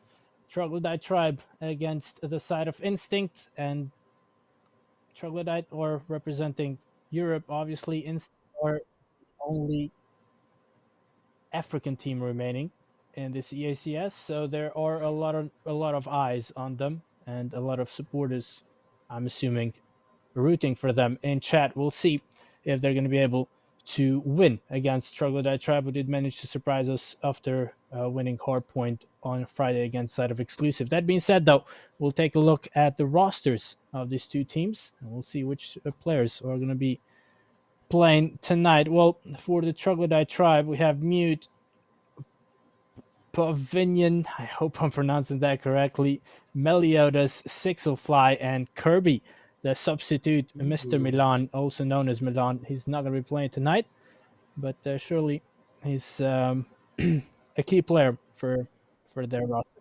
Absolutely. Troglodyte Tribe looking to book their tickets to the semifinals. We'll take a look at the roster they're going to be facing. It is the last standing from Africa. Instinct, represented with Device, Charisma, Mantra, ER, and VPEX. We are not going to be able to have, I'm not even going to, is that Cake? Quake? Koki, I think it Koki. is. That's what I Yeah, pronounced. I've been Koki. pronouncing his name. I hope it's correct. If it's not, If that's what you I'm say very- it is, I'm 100% very with sorry. you on that one. That's okay. We're going to roll with it. They won't be playing tonight, so we won't have the chance to argue about it. Nonetheless, Instinct on their last limbs, Africa is indeed, they're going to be the last hope in EACS. First time we've seen an intercontinental tournament like this, and it's come down to, so far, 3 teams from Europe. Could be 1 from Africa. We'll have to find out. The Troglodyte Tribe looking to make it a complete sweep here for EU. We'll take a look at the best of 5, see what is on the horizon. It's kind of similar to what we saw earlier with a few exceptions. Combine, Hardpoint, Kurahana, Metropolis, Search and Destroy, Control Raid. Going to be the game changer. Anything after that, it's going to be earned. It's Hacienda, Hardpoint, and a Search and Destroy firing range if it does go the distance. Blood. This one has the makings for a good series. It's got to start strong here for Instinct, in my opinion. Yeah, I think Troglodyte Tribe have definitely done their homework in Hardpoint on Combine. Again, I've repeated this quite a few times already in this broadcast. They managed to win against Exclusive in Combine, and we also saw Exclusive win against Animus in Combine Hardpoint. So one could think, okay, Troglodyte Tribe are able to win against Animus in Combine Hardpoint. We'll see if they're going to be able to do it against the side of Instinct, though. And as we said, Instinct, they are representing a whole region, a whole continent. We have already 3 out of the 4 teams in the semis being European. And if Africa wants a representative in the semis, it's going to have to be Instinct. But in order for that to happen, they're going to have to beat the side of Troglodyte Tribe, who, trust me, are a very promising roster, especially with the addition of Kirby. I think they added him on Friday, actually, and he also played on Friday. So, yeah, great addition in the likes of Kirby. And I think he's a player with a potential, one of those players that can really make the difference in one map. No, absolutely. They're going to need all hands on deck now. You lose this one, you're out for good. Obviously, it's going to be, on the chopping block as well, as Africa is being represented only by 1 left standing. So, are going to start here momentarily. We had a cat issue in the background. That's right, cats. They're running rampant here in Call of Duty Mobile, smashing keyboards and reallocating keys and everything. So bear with us as we're getting geared up for our last matchup of the night. Surely it's going to deliver. It's the Trog Tribe. Troggies, Trogos, where you at? And we got the Natural Born Instinct coming through. Killer Instinct if they take this map 1. Basic Instinct if they don't. They can still have a chance to strike back. We'll have to find out, though. Nonetheless, game one right around the corner, Combine. It is a very fast-paced map. Going to be an interesting one indeed. We'll see how the likes of Instinct and Troglodyte Tribe, say that 5 times fast, withstand each other here in this one. It's going to be definitely one for the ages. Yep. That is correct. We do have quite a few fans of Troglodyte Tribe on the YouTube chat. I'd love to see the Instinct supporters as well. So if you're not too shy, please make your presence known. I think we're going to get a poll up as well soon to see what you guys think, who's going to be able to win this BFI. But without further ado, we got the beautiful fly-throughs of this combined map. And we'll also take a look at the statistics. If we judge by the rating, currently Instinct have the better rating, but I'm not quite sure. That rating is a bit old, let me put it that way. It was made before the start of EACS. With the Troglodyte Tribe performance in EACS, I think they've earned quite a better rating as they currently hold. That being said, though, jumping straight into the action. On the blue side, it's Troglodyte. No, it should be the other way around. Yeah. Instinct is on the blue side, and Troglodyte Tribe are on the yellow. All right, we'll get that fixed here momentarily. Right now, it is going to be Instinct running the tables here on the objective. No, that is flipped on through. That's going to be Troglodyte. We've already got this right there, Vert. Come on, get your head out of your butt. Kirby on the outskirts, putting somebody's head in somebody's butt. There is going to get shut down. Is Mantra trying to get some outskirts protection. This is a Black Ops 3 map classic. Doesn't play like Black Ops 3 because we don't have jetpacks, but hell, it is certainly still fast-paced and fun as hell. We're taking a look at the back 20 as the Troglodyte Tribe running the tables there on the objective for the time being. Looking like they've got the lineup there for the backline spawns as well. Mantra trying to do everything he can to get the flip. They've got some points on the hill to go along with it, and all of a sudden, it's Puvneon. He is going to be the last standing on this back line. Hold the phones. He's got a little bit of support, though, so all is well here for the Troglodyte Tribe. And he's rocking the Switchblade as well. That's the gun he was using against Exclusive, and he will stop fragging for his team, if I remember correctly. 5 kills on board so far. Playing the OBJ on P2. The push from top is coming through from the side of Instinct. Ayer is going to get shut down. Puvneon able to find the double. And just like that, Troglodyte Tribe should be able to hold on to this P2 for quite a while. There he goes again. He's farming kills. He's getting those kills, and he's streaking up as well. Hot Trog! That was pitiful. I'm going to withstand myself for being so corny from here on out. I hope everybody enjoyed it. Oh, Puvneon, he's a hot Trog indeed. Finally going to get shut down, but is able to take some damage along with it. He's earned a little bit of streaks to go with it. There goes the Predator missile. He will catch anybody in transition. No, it's going to be a little bit of a UAV up for them, though, as the callouts do come along with it. Troglodyte Tribe running the tables here on this P2 objective. Backline spawn's going to be flipped, and, well, I mean, that's what you want. You want the backline dumped, and you want to pump your way on towards that new objective. P3, already you see a sea of yellow. That is not good for Instinct. Vice doing everything to reel everything back in, but with 7 kills to his name, make it 8. He's going to get shut down as he's part of the 2-piece from Sycophile. Make it 3. Yeah, nicely done, as the side of Troglodyte Tribe do manage to get the early rotation for the spawns. They're going to pull out 2 operators to hold off the pushes from the opposition. Charisma pushing from window. He's going to be dealt with. Device pulling out his Sparrow, able to get a couple before getting shut down. Puvneon was doing great with the Switchblade. Pulls out the Death Machine, able to find one, but quickly traded Mute. Decides to pull out the Vortex gun, and he gets a couple kills going for himself. I just realized Toke is actually playing for the side of Instinct, so he's not a substitution tonight, apparently. There might have been a last second change. That being said, though, Troglodyte Tribe are still going to be holding on to this P3, and even the scrap time of it, it is going to be a rather comfortable lead that they find themselves in out of 3 hardpoints. Absolutely. They have been in command so far. 75 point, make it more. Lead, rotation on through before we go. A massive sea of blue on towards that objective. This could be paying off dividends if they get the full complete hold. We'll see if the Trog Tribe can make something happen on the outskirts. It's Mantra. He's doing everything he can to hold the fort down for himself. Able to find 2 in the feed. Mantra finally going to get traded on through. 605 through the middle of the map. Might catch one out lacking. Device going to rotate right in front of him. Is going to play the patient game. Shots coming through the middle of the map. Charisma finds 2. And they're looking for the last player standing here on this side. It's 605. He's going to be able to find one to get some help from his team, and they get the break. That's a clean sweep. And a sea of yellow lining up your kill feed. The Troglodyte Tribe pouncing all over this Instinct roster off the bat. Yeah, they're doing a fantastic job. Sixelfly 25 now on board, has streaked up to a Pred as well. He's enjoying himself. Pavilion not very far behind with 20, but look at that. He just keeps on going. He's not even concerned about the point. He's playing around it, and he's keeping the opposition in the spawn trap. Charisma finally puts an end to that kill streak, and Troglodyte Tribe able to get the scrap time off of P4 as well. It's going to be another P1 in this game, but that's over 100 points lead for the side of Troglodyte Tribe. Yeah, Instinct struggling here off the bat. Let's see if they can reel it back in. The gunfights haven't gone their way. Hadn't really been a dominant one, but Koki, as you mentioned earlier, does get the sub on in. Hadn't really been pulling his fair share. He's really the only player that is outstanding. Nonetheless, Troglodyte Tribe, they don't care.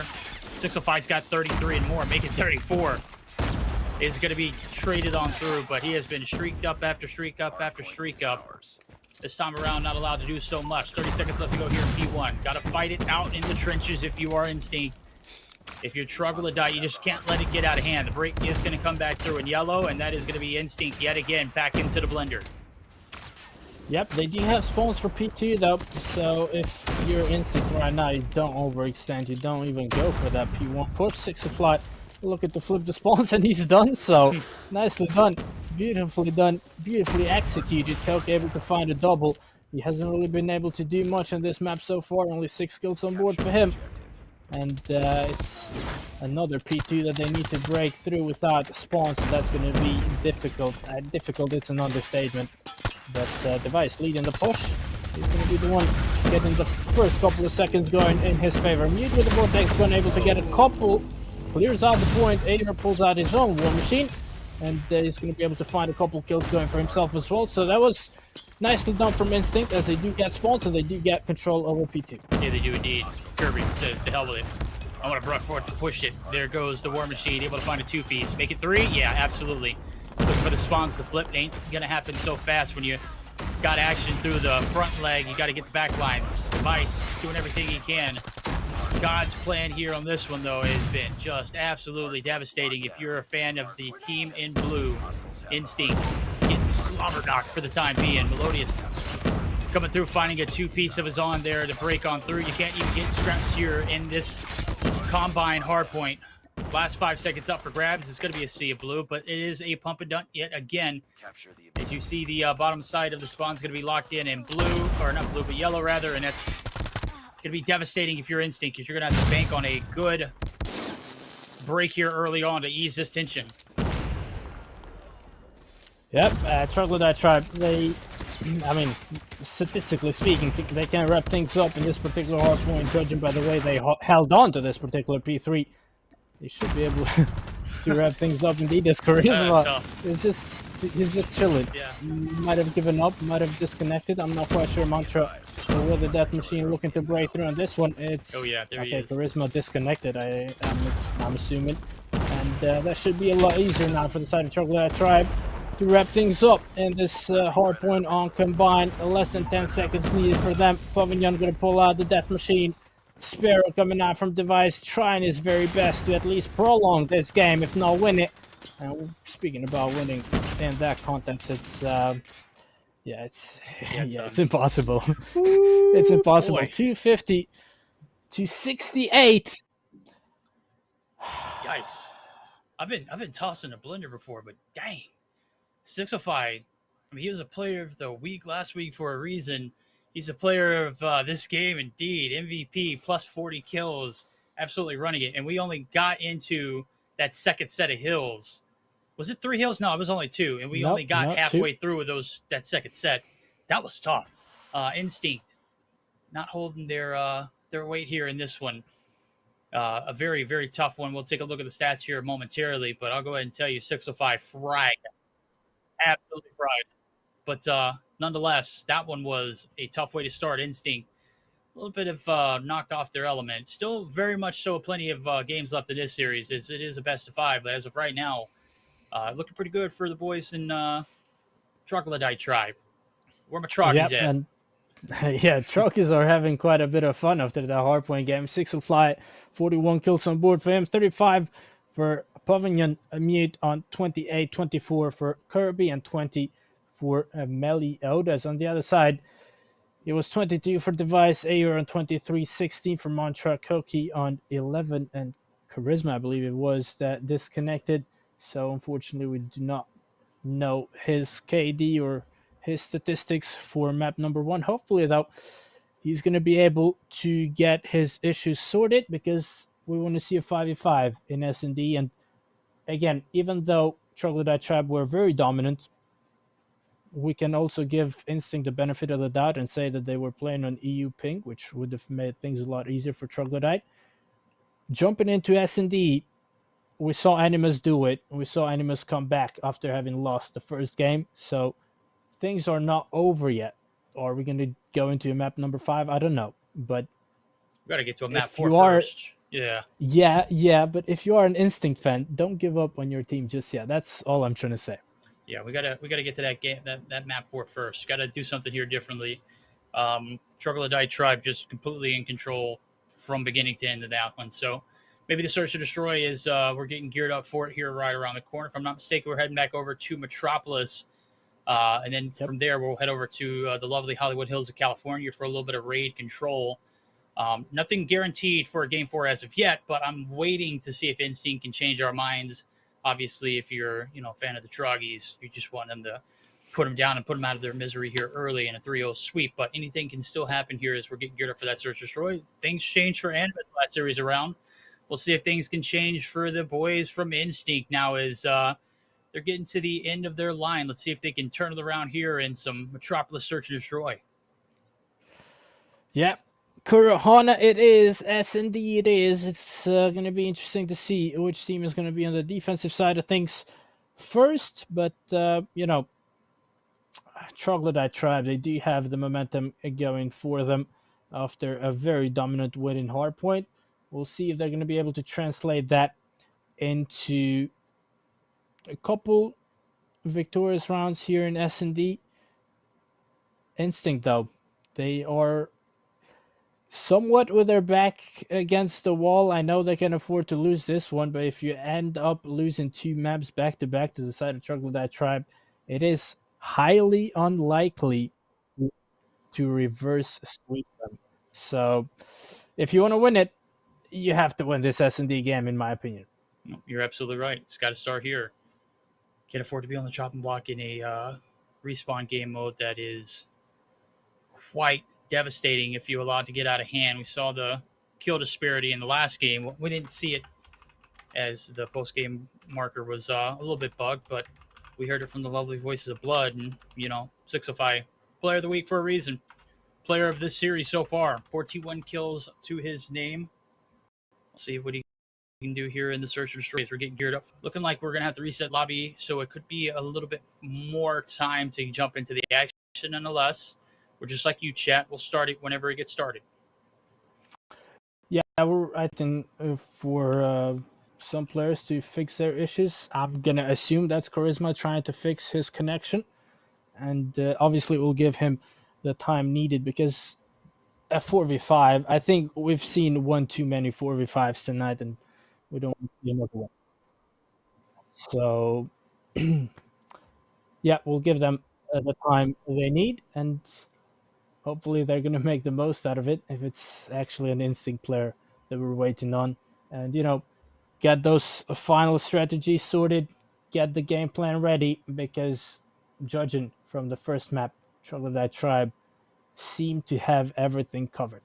Yeah, they do indeed. We'll see if they can do this in a 3-0 sweep, or will the Instinct boys come through and get one on board for themselves. Now, as we're doubling back to the lobby, we should be good to go here momentarily. As you can see our lovely faces and not the map. It's for a reason, or making sure everyone's connecting into the lobby properly. We don't have any issues like we did in last game or last series. I mean, stuff happens along the way. It's Call of Duty Mobile. Players are responsible for their connectivity. And, once that game starts, there ain't no going back. We'll see as things pan out here. Troglodyte Tribe, if you're just now joining in, take game 1 rather convincingly. If you're just not tuning in too and you missed that last series, you're going to have to go back and rewatch it, because, boy, it was a banger. Animus, upset exclusive in a 3-2 fashion. I say upset because if you go back and rewatch it, you'll know what I'm talking about.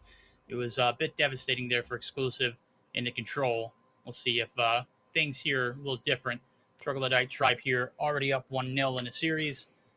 Certainly looking to pave their way to success here in this one. Yep. I mean, I'm really hoping. Look, I love Troglodyte Tribe, but I'm rooting for Instinct. Okay, naturally. I don't want to. I don't want to see a 3-0 here. I know the first BF5 took very long, and I know the majority of the chat is very tired here in Europe. It's 11 p.m. already, but trust me, sleep is not more important than Call of Duty Mobile. We're on game. This is gamer time, man. We all talking.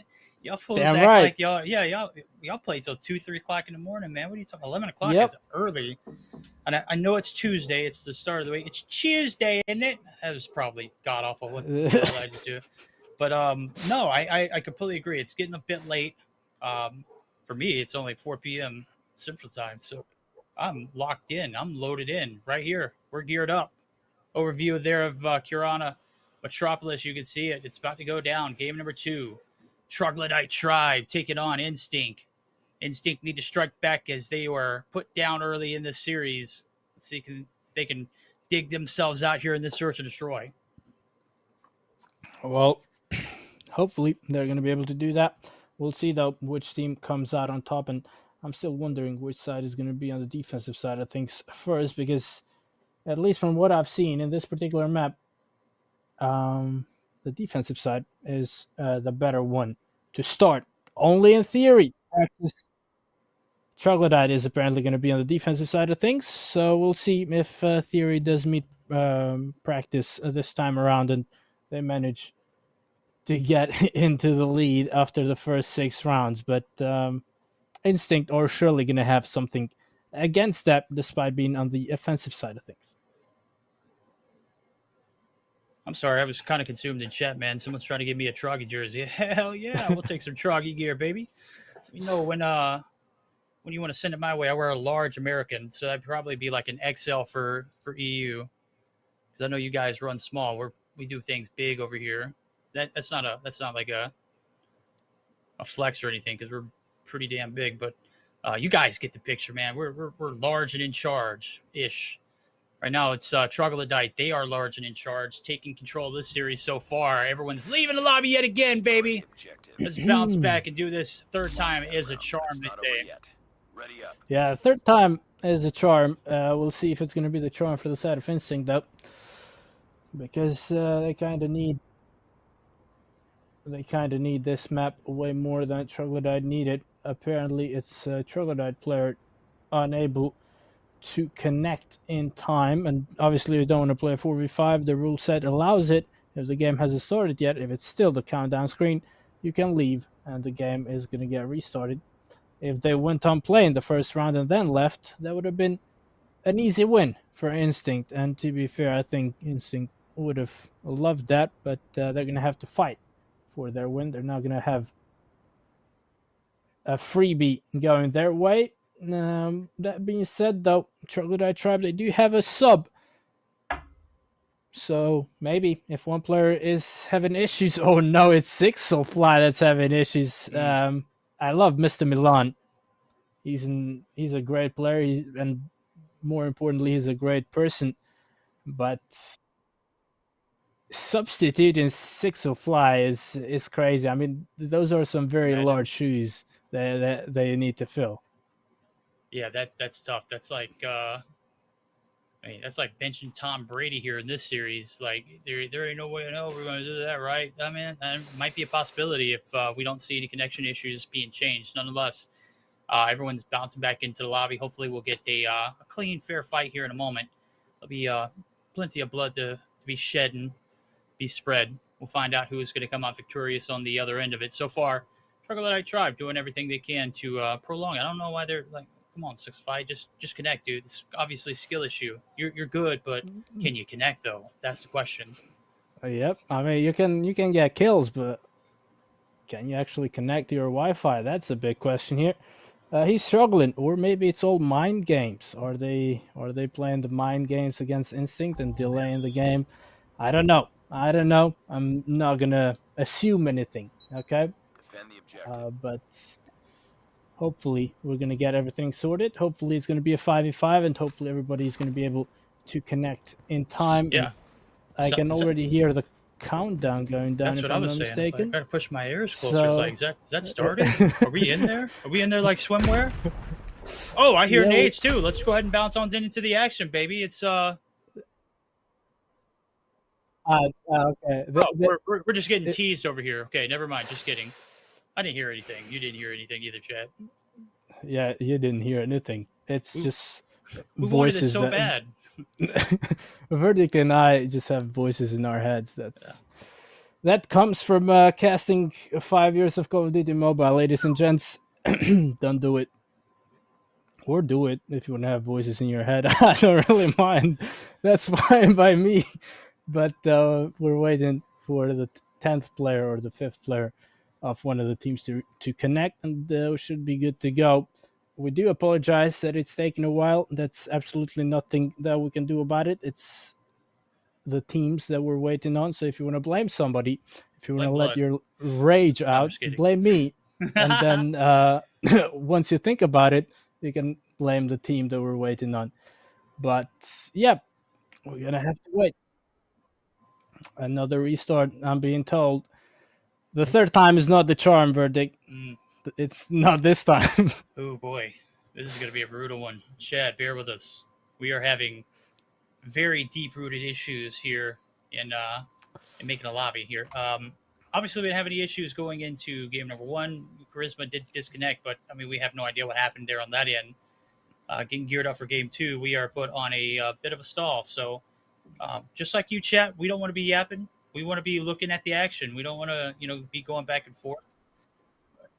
We'll take a look at the maps here and kind of give you guys an idea of what's going to happen. But, we can't control when the game's starting if everybody's going to connect to the lobby. Search and Destroy Kurahana is on the menu. We are just stalled out on connecting. Raid control guaranteed, brought to you by the best of 5. And anything past that is going to be earned there for the side of Instinct as they fall victim in game number 1. Combine 250 to, I don't even think it was 70 points, dude. That was a brutal game 1. Yep. Hardpoint. That wasn't pretty for Instinct. That's not gonna make it into their highlight reel. That's all I'm gonna say. But Troglodyte, we're gonna be very happy with it. Even if they don't have Sixelfly playing here, I'm being told they are subbing because of connection issue. Even if they don't have Sixelfly, they still have the advantage of the momentum going their way. I know S&D is a completely different game mode. Depends on how they decide to play, but it's usually more slow-paced. And that might favor the side of Instinct a little bit. They're going to have time to breathe, because in that hardpoint game, Troglodyte Tribe didn't give them a second to breathe. They were respawning and dying immediately. They did manage to get a couple trades, but not enough to win the game. It is Mr. Milan subbing in, ladies and gents. No Sixelfly action. And as I promised you, the first 6 rounds is going to be Troglodyte on the defensive side of things. It's looking like it's going to be a mid-push for the first round. And the mid-push is going to go towards A for the side of Instinct. Device able to find one. Kirby gets a trade. He's going to get traded himself. 3v3 now. As the flanks, both from mid and from deep spawn, from Troglodyte Tribe coming through. Ayer planting the bomb. However, nicely done from Mantra, as he's able to find the pick. Pavilion now in a 1v3 with bomb planted. It's going to be tough. It'll be tough. Oh, gets the hit marker. Lost that round, but it's not Shotgun over yet. shells Ready hitting up. too dang hard. Was that a SKS? I couldn't tell. I want to say it was just a one pump and dump them. Nonetheless, the DDoS of Sixelfly, they nerfed them. They got him the hell out of here in the first round. Look at that. Goes in favor of Instinct. And they are absolutely running tables there on that one. So, only 2 kills in favor of the boys in blue. Troglodyte Tribe take the hard point. Right now, they have lost the first round of the Search or Destroy. Let's see if their defense game is a little bit stronger here as the payoff round comes through. Nades on through on the A lane side of things. 5 players stacking it up. 5 players running down the middle of the map. Kirby going to be able to shut down one. The trades are in. 2 for 1. Yeah, Mew did well, but he's going to get shut down by Device now. As Air once again makes his way on that A bomb, and he's already planting it. It's a 2v3 to clutch. Device is very low in health. And it's all up to Mr. Milan and Pavignon to clutch this one. Mr. Milan is going to fall. Pavignon with a sniper in hand, going to decide to be aggressive. Misses his initial shot, finds 2! Can he get the triple? Oh my! 6 will fly. Who? Right? Oh, baby, Pavignon. Absolute clinical performance right there. 1v3 up for the grabs. Icy veins indeed. And what a round to bounce back on for the Troglodyte tribe. Troggy's going ham in chat right now, I bet. We'll see the reactions from them as, of course, we're on delayed chat. Nothing delayed about that one, though. Pavignon is him. They don't need 605. They got Pavignon. He is absolutely him. Well, we'll see. He's able to find the opening frag. Meliodas able to find one. Mr. Milan once again traded. Meliodas with a triple this time around. And it's going to make it a 4-piece. That is nicely done. Nicely done indeed. 2-1 lead. The Troggies.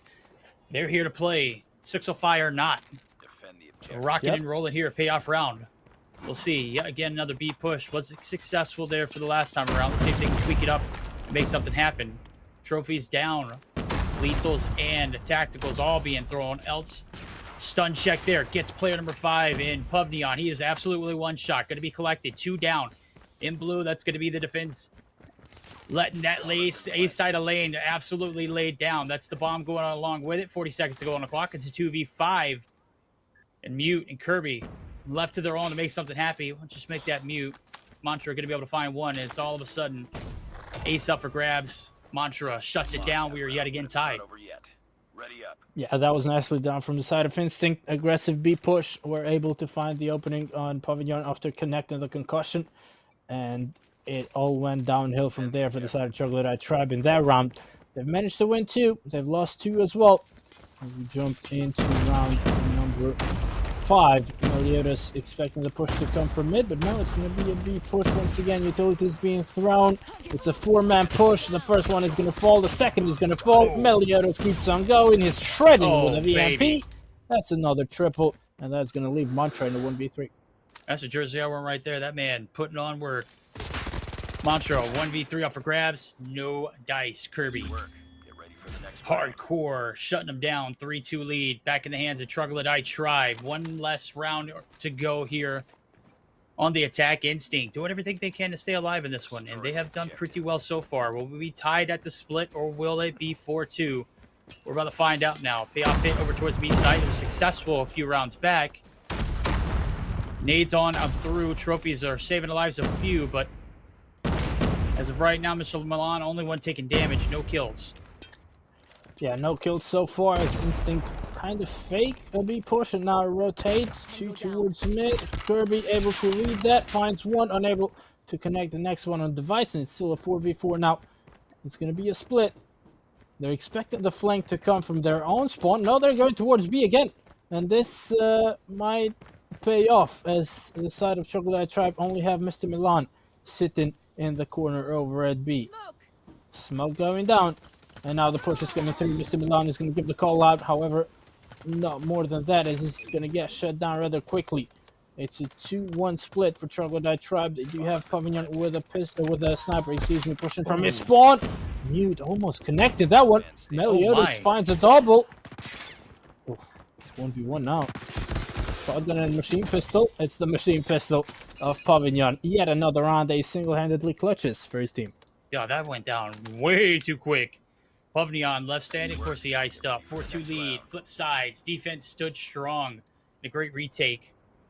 Should have been around in favor of Instinct, but they invested a lot of players on the objective effectively and just could not win the gunfights. Pavignon wins his ones at the end. As we flip on through, we'll see how the Troglodyte Tribe does on the offense. Right now, they're buckling up for a B hit. First blood's not come through just yet. Mute jumping right into it, hands first. Able to find the trades, make it 2, but Mr. Milan out. Kirby trades on through. Mute gets dumped right there, too. Now it's all down to Kirby in a 1v2. Bombs down in no man's land, and Device and Koke are going to be left just holding it hostage. A lot of time here for Kirby to do his magic, though. Yep, he's expecting the push to come towards a mid, a flank rather, but I mean, Device and Koki have absolutely no reason to actually be aggressive. They know bomb is down and they're holding B. That is the right decision. Kirby is going to be the one who has to be aggressive. He's peeking. He's not going to get an angle for the time being. He finds the angle and both finds one. no. Oh no, he did not spot him.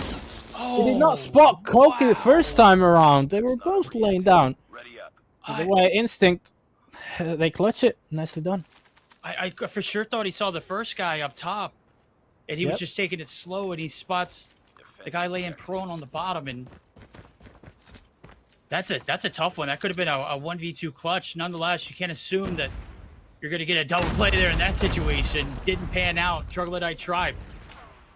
Don't get the clutch indeed. Charisma opens up with the first blood. Koki finds 2 big kills. Puvnion going to be able to find Charisma to shut him down. Koki wins another one. Oh my god. Out in the open winning gunfights. And all of a sudden, Puvnion's the last player alive. And he's doing COTS work. I mean, it wouldn't be the first time he clutches a 1v3. It's a 1v1 now. He switched to the Switchblade. And you can see why. This man is just having fun. 9 kills on board for him. Meliodas also on 9. But Pavilion has been doing it with a sniper, with a machine pistol, and with a Switchblade. Enemy has the Whereas bomb. Meliodas, as much as I love him, he's only been able to do it with a VMP in hand. Can Mantra clutch this one, though, for the side of Instinct, and equalize the scoreboard? Fake plant coming from Pavilion. He's making quite a bit of noise. He's trying to lure his opponent, and now he's going to decide to go for an A push? Maybe? He's thinking about it. Still making quite a bit of noise. And Mantra is making his way towards mid. Fake plant. Now it's going to be a real one. Mantra slowly approaching. He's been spotted. He's going to connect a couple shots though. Ooh, machine pistol out. Pavilion clutches yet another 1v3. I mean, you can simply not write a script like this for this guy. No. Tag, but not bag, baby. Pavilion wins those. Icy as hell. 10 kills to his name as we are 8 rounds through. 5-3, Troglodyte tribe. Finding success there on the payoff round. As we flip, it's a 1-for-1 as we go. A lot of momentum, a lot of aura coming through from this man alone. Absolutely reeking, stanking of it. We'll see if the payoff round for this one goes in their favor now, too. Heat check there for Pavnion. Switches up. Is in prime position. Bomb looks like it's going to go down. Trophy along with it. Mantra opens up with the first blood, and here comes the Instinct players. They are stacking the lines. The hit is surely to come afterwards. Oh, Kirby able to find one. Pavilion able to find one before getting shut down by Ayor with a machine pistol. Mantra also able to find one. Coke able to find one. They clear out the Troglodyte roster. They're going to have plenty of time to get that defusal going. Beautiful retake there from the side of Instinct, who are not looking to give up on this S&D game just yet. Here we go. Can't. I mean, this is their map that they have to win. We take it to control. Anything can happen. We know it's, you know, a respawn game mode, and we saw how the hardpoint paid off. It did not look good. Granted, 605 is not in the lobby. There's still a lot of collective effort on, you know, the side of Troglodyte tribe right now. Let's say they're struggling. They're still in the driver's seat as far as the lead goes. That round looked pretty solid, but it just wasn't executed perfectly. Let's see if they can handle a little bit of adversity.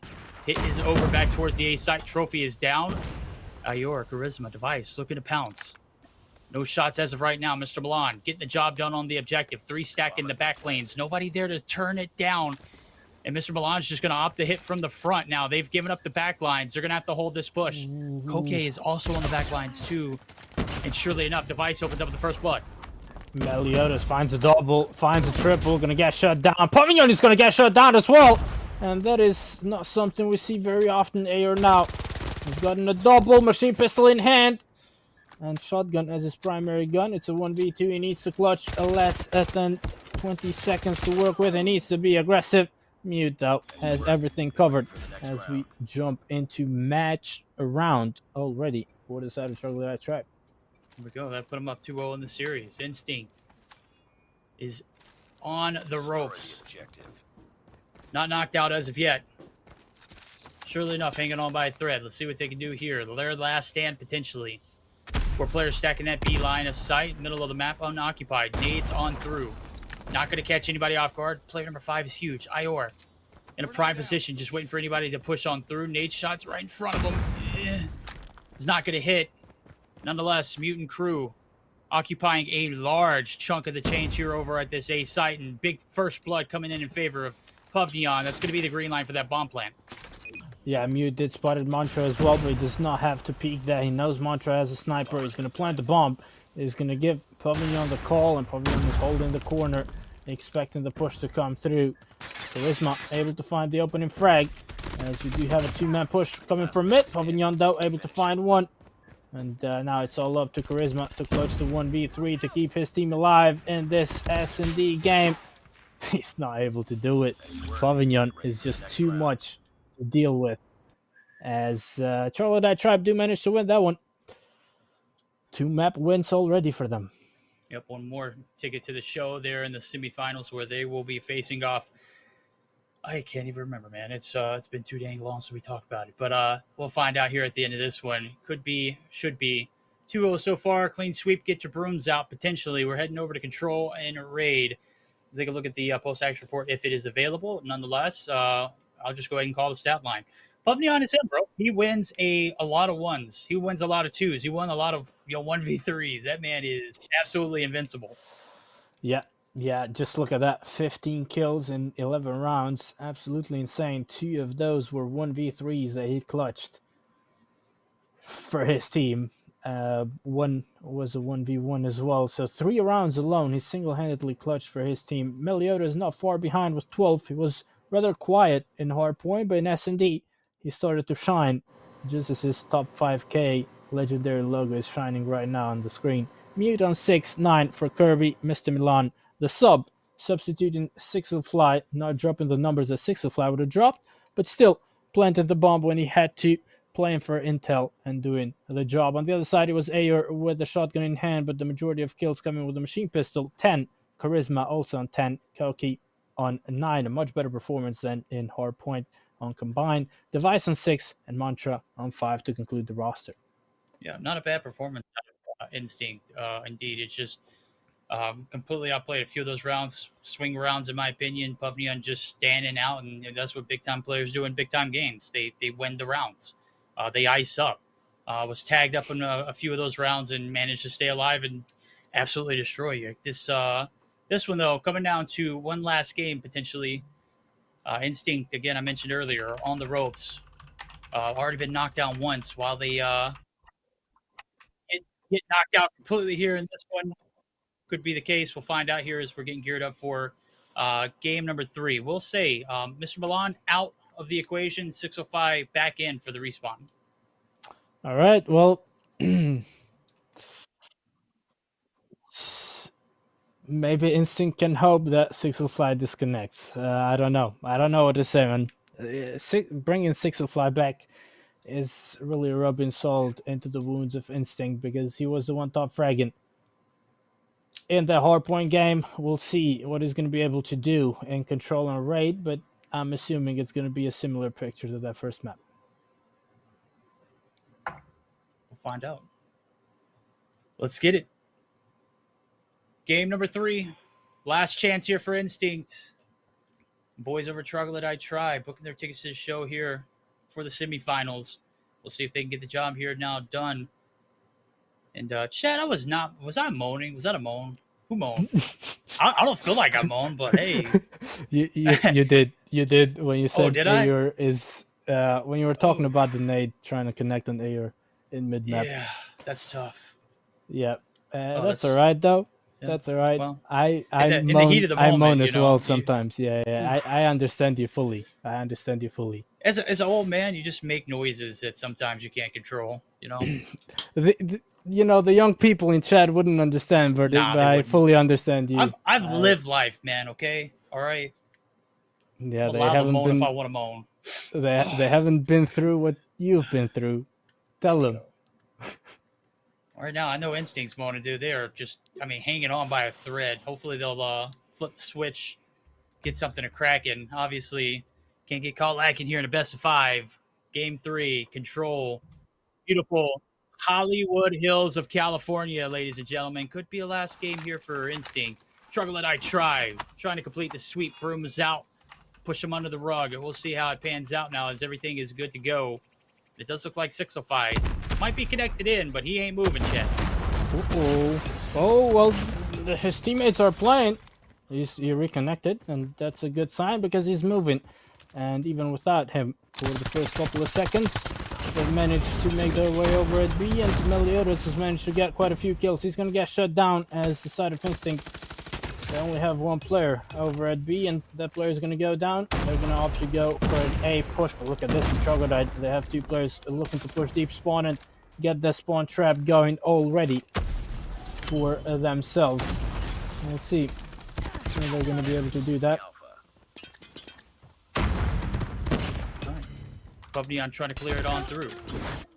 Life advantage clearly in the hands of the boys over at Troglodyte Tribe, but a little bit of time being collected there on the A side. A little bit harder to do so, and they got a little bit of spawn control there up top. Player number 3 and Koki look to turn up the guns, able to take him off the heady too, and that's 2 in the feed for himself. Meliodas gonna be caught out in the middle of the map too. Now it's double time being collected potentially, as 3 players onto the objective, and still that 1 player in basketball court for the offense finally going to be dealt with. Nonetheless, damage is done. 15v15, and you got that 3rd tick of progress. It's a minute 54 on the clock. Instinct down, certainly not out. Yeah, they're fighting for this one, and they've done a fantastic job to capture B. Now they have plenty of time. They can slow things down. So we'll see if they can actually win this one. 605 able to find one inside a kitchen. Able to find another. Mantra finally puts an end to that kill streak. 10v12. Mantra able to find another one. And Instinct are looking good. Pavilion fighting back. Gets a trade. Device expecting to get pushed. He has a pred as well.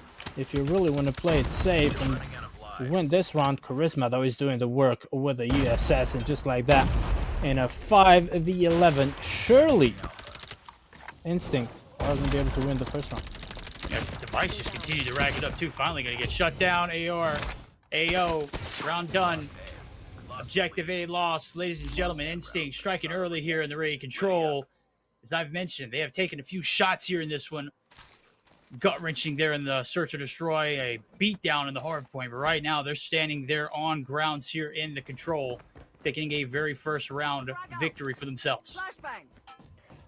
Yeah, well, second round comes through. It's going to be the side of Instinct on the defensive side of things. And to be fair, winning first round in offense, that is absolutely huge. But it's still Troglodyte that they're going up against, so it's not quite over yet. You're able to find the pick on 605 as the kills are going in favor of Instinct right now. You're playing around the ring of P1. He's going to get blown up by Kirby's War Machine. He's looking to get a couple more kills going. He's going to be able to find another double.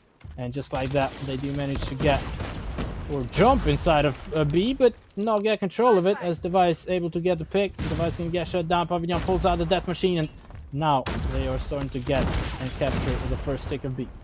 Here they are, a minute on the clock left. 1 tick of progress, not quite there just yet. There it is, they cleared off. They got the tick, extending the round indeed. 17v17. Need 2 more to add a minute to the clock. Still a contest coming through. Aor shut down. Aor found 1 before he goes. Pavnian holding on for dear life here in this Eddie.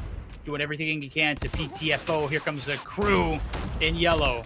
On the opposite end of the thing, 605 doing everything he can to hold off the pushes over towards this A side. Trying to get a little bit of map control for himself indeed. And well, what was looking good for B, 2 ticks of progress is solidified, but it's not going to be a capture. And the spawn trap looking to go down here.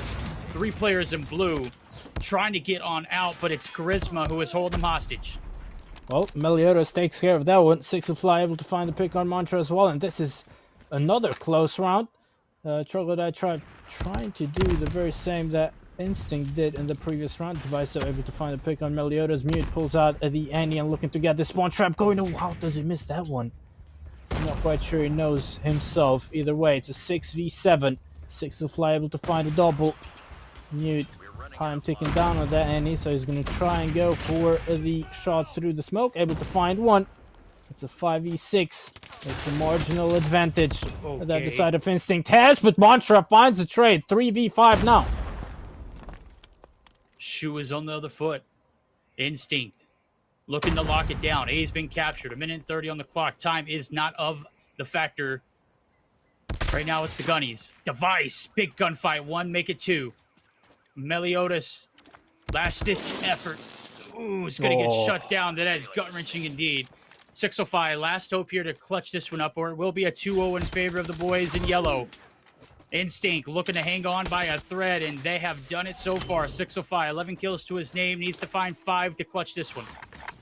Yeah, it's going to be difficult. Meliodas pulled out his Tempest in a 2v5. I'm not quite sure how smart that was. Mantra on the mid-stairs. 605 has still a bit of time to go for, and he's playing his life, expecting Instinct to be aggressive, but Instinct have no reason to be aggressive. They're holding B. They know 605 sooner or later is going to have to make his way towards B. Mantra has been spotted. 605 not really worried about him for the time being. Turns around, connects a couple shots with Type 19. Charisma waiting on the head glitch. Connects a couple on 605, but this guy is so difficult to kill, even in a 1v5. Able to find one. 20 seconds to work with. Let's pick on Mantra. It's a 1v3. Throws the Hunter Killer. He's investing. He still has an equalizer in hand if he wants to.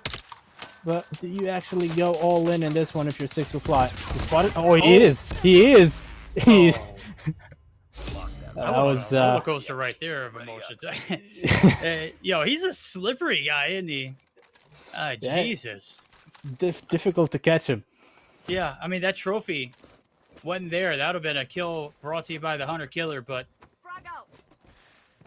trophy's there. No ifs, ands, buts about it.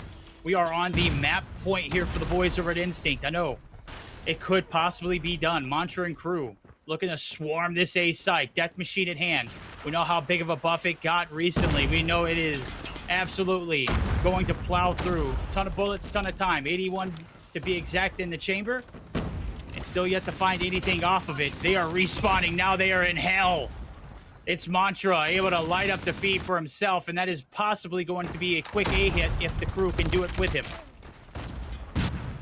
Well, it's a great start for the side of Instinct. They've already managed to capture 2 ticks of A, looking to fully capture it as well. Ayer gets the timing completely wrong there in Pavilion, who's finally able to find one. Finds a pick on Koki, kills him off of the claw. 2 important kills, but still the respawn advantage for the time being in favor of Instinct. Sparrow coming out from devices, streaked up all the way to an EMP system. I'm not quite sure why I did not spam one Sparrow towards top launcher. That's a freebie. That's a no-brainer. Nevertheless, he's gonna get shut down. A has been captured. B is almost fully captured, but Meliodas is gonna deny them the 3rd tick. They are indeed. Tip us out, Meliodas. Charging up, baby. Let them feel your force. Here they go. In art. Ooh, shut down. Locked down there. He's looking to put their foot on their throats, unfortunately. They're going to have to win 3 in a row if they want to take this one. Peeks the corner, turns the corner incorrectly. Doesn't see the read. Buvneon there to clean up, though. Let's see what he can get done. Charisma right in the line of sight. Shut down 2 as well. 12 v 11. Buvneon holding on for dear life. Instinct looking to shut this one down. 1 life disadvantage. And nonetheless, a chance at life here for the boys over at Troglodyte Tribe. Post cat there on towards that A site. No map control for the boys in yellow. Mantra and crew looking to get a little bit of mixy towards the back lines. Let's see what they can do as Meliodas just waiting patiently for anybody to push on through. Yep, he's patiently waiting, and it's going to pay off. Able to find the pick on Mantra. Mute is going to get shut down by Charisma. They're looking to get a break towards B. They have about a minute, less than a minute now on the clock. Charisma able to find another one. Kirby finds one. Meliodas and Pavilion able to get 1 pick each. Meliodas finds another. EMP system came out from device, but it's going to be all in vain. It's a 4v9 currently. No more respawns for the side of Instinct. 4 respawns left for Troglodyte Tribe. Pavilion and Meliodas finding 1 pick each. Now Mantra and Koki make it just Mantra left against the whole world. Pavilion able to put that round to bed as Troglodyte Tribe holding on to this control game. No, they are indeed. And you're looking at a few mistakes there in that round. Some streaks earned by Pavilion, but the EMP popped by Device. I mean, they're playing this game, not me. But you look back on it, you see an opportunity that kind of slips out maybe if you hold on to it. Nonetheless, what is done is done. Quick hit over towards the B side of things. Ring control looking like Kirby might be able to make it happen, but here comes Charisma. running the gun in there with the equalizer. Able to find one, make it two. Can he find a third? Melodious. Gonna be caught out there in the open as a tough one. Didn't know what quite was going on, and so B's site not going to be happening there anytime soon. Mantra looking to play cutoff too, and this is a perfect position, but he is going to be sniffed out. No, he's not. Mantra, big kill there to shut off the push, but nonetheless, it is going to be Troglodyte Tribe taking the advantage over towards this A site. Fred coming out. Charisma able to find a double. Koki finds a pick on Meliodas. He's going to get traded by Six of Fly. It's a better start for the side of Instinct, but Six of Fly definitely looking to fight back. Mantra has that death machine ready, and he could get a little spawn trap going, but before he goes for that, he needs to clear out B, and that's what he's trying to do. They do manage to clear out B, and now the push towards the opposition spawn could come. No, he opts to lay down and wait for the push towards bottom red. Two operators coming out for the side of Troglodyte. Six of Fly with the equalizer and Mute with the annihilator. Mantra able to find a couple. He's gonna get traded. Mute finds a couple of his own. He's gonna get traded as well. 38 seconds left to go. Finally some progress to go here onto the ringside. AOR at a distance. EOD damage going crazy. Pubneon shut down. Push towards this B site is still hopeful, but it's going to be held off by AOR at a distance. Man, he is putting in work. 19 kills to his name.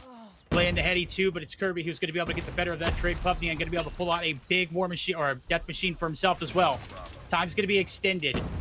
Life still completely in full effect here for the boys over at Troglodyte Tribe. They've done everything in this series to shut this one out, but can't quite put this control game away. Pubneon, big three-piece, big at 4, is going ham in this one. Yeah, it's still a 6v10, so still the respawn advantage in favor of the side of Instinct, despite that magnificent performance from Pavilion with a death machine. Top fragging for his team, so definitely what you would expect. Leading the push, and Kitchen able to find one, quickly traded. Meliodas pulls out the Tempest. He's able to find a double. He's going to get shut down, and bad news for Troglodyte Tribe. It's not going to be a respawn, and Kirby going all out. They want to win this round, and they have to win this round if they want to not lose control, and Kirby is finding quite a few kills. There were a couple operators coming out from the side of Instinct. They are done and dusted, and now the player advantage is in favor of Troglodyte. Nicely done from Ayer, not giving up. Koki pulls out the claw. Mute gets a turn. It's a 1v2 for Ayer to clutch.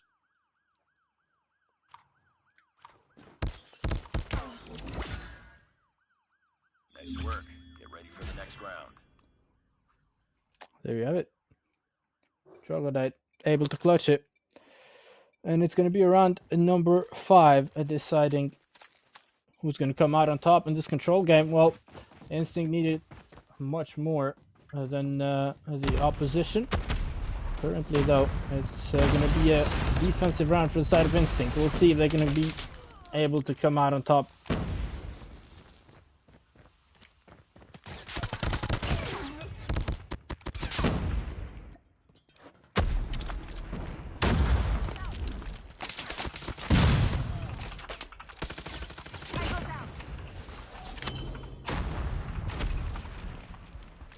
So far, so good. Pretty much tied up round for the time being. Both teams have managed to get 7 kills going. Charisma with the equalizer able to get a couple. Meliodas now roaming around B. He's going to get shut down 21-22. Troglodyte Tribe having to be the aggressors, but also finding a couple kills to go with it. As we have now Six of Fly holding the money room. Head glitch, one of his teammates playing the A. OBJ, Mute is going to be able to find a pick on Charisma. He's going to get shut down, and so is Six of Fly. That's going to give Instinct the break they needed over at A. It is an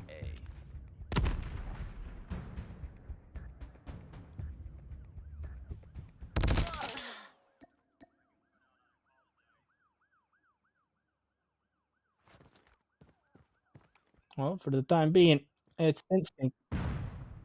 It's Instinct in the lead when it comes to the side of respawns. Mantra pulling out the Hunter Killer. And it's going to be Troglodyte Tribe having to make an insane comeback happen here. XM4 in hands of Kirby, able to find one. They've managed to capture one tick of A, one tick of B. Second tick of progression over at A has been started, but in an 8v16 with 15 seconds left on the clock, it's not looking good. for the side of Troglodyte Tribe. Now they have no longer any respawns left. None indeed. 10 seconds left to go. This is it. Kirby trying to launch the Hail Mary of a lifetime. 3 seconds to go. They can't find anything there. Got to hop the objective. Stop the clock. Surely enough, they're going to get a little bit of lifelines brought to you by some B progress. Finally, the spawn trap's going to ensue. Mantra going to get shut down. That's 2 in effect. Device also falls victim to his own nade or what have you. Kirby finally going to get shut down. B's going to get capped. A minutes on the clock, but it's down to 1. And just like that, chat, we are heading to a game 4. Control going in favor of Instinct. Ladies and gentlemen, we've got ourselves some hardpoint around the corner. Yeah, they had to fight very hard for it, but it did pay off. They do manage to win the Control game in a 3-2 fashion. Now the big question is, can they get their reverse sweep going for themselves? It's not going to be easy. We saw what happened in Hardpoint on Combine. It's going to be another Hardpoint game coming up shortly. It's going to be Hacienda this time around. But before we focus on the second Hardpoint game, let's take a look at the results of the Control one. Pavillon, once again, MVP. 30 kills on board for him. Sixelfly coming back after not playing S&D is once again top fragging with 31 kills, 27 for Meliodas. Kirby on 19 and 22 for Mute. Sixelfly needs to download Hacienda. That's a funny thing. It was all in vain though for Troglodyte. On the other side, we did have Charisma on 41, top fragging. 30 for Device, Ayer on 22, 24 for Koki, and 22 as well for a Mantra to conclude the winning roster this time around. Hardpoint on Hacienda. Yeah, this verdict. is. I mean, how do you not have Hacienda downloaded, bro? I mean, I'm just throwing jabs at 605. We just saw some jabs being tossed back finally, as we've got signs of life there for the boys over at Instinct. 3 games in, they find success there on Control. Would have liked to see them maybe throw some haymakers in the Search and Destroy, but it didn't pan out their way. Puffneon was just a man of many talents there in that one. Here it comes down to the wire still on the chopping block. Africa being represented by 1 team left in Instinct, and this is their opportunity to strike. Can they do the craziest thing we've seen in EACS? I don't know what the craziest thing besides this would be, but a reverse sweep. I said, get your brooms out. Maybe I wasn't talking about for Troglodyte Tribe. Maybe it's Instinct coming through for 3 games in a row? Question mark?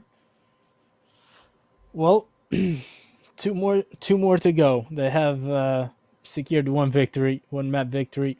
It's not going to be easy, especially because the next game is going to be Hardpoint. In S&D, they did manage to fight back a little bit, but from what we saw in that Hardpoint game, it was completely one-sided, and Troglodyte seemed to have everything under control. Something happened in the Control game though, and they ended up losing. So anything is doable, anything is possible, and maybe Instinct are just not familiar with Combine as a map. Maybe they've been scrimming Hacienda Hardpoint the past week non-stop, so you know, maybe they're going to be able to surprise us here. I'm all up for some surprises. I'm all up for, getting what I didn't ask for, right? Asked for a hell of a series in game 1. I asked this one to be just as exciting, and holy heck, did it start off pretty devastating for Instinct. They finally find 1 under their belts there in the Control, though. There's signs of life again, as we mentioned. Life check in effect. Hacienda, though, could be the difference maker. Hardpoint wasn't good around the first time. Let's see if Hacienda plays a bit better here for the boys over at Instinct. 3, make it 4, lining up the feed. They are running the table so far on this objective. We do have the names flipped for the time being. We'll get that fixed here in a moment. And hold the phones. This one's not done just yet, chat. Koke finding a nasty 2-piece up top. 3 kills as well. The spawn's flipped to go along with it, and surely enough, this is Instinct running the tables here in the opener.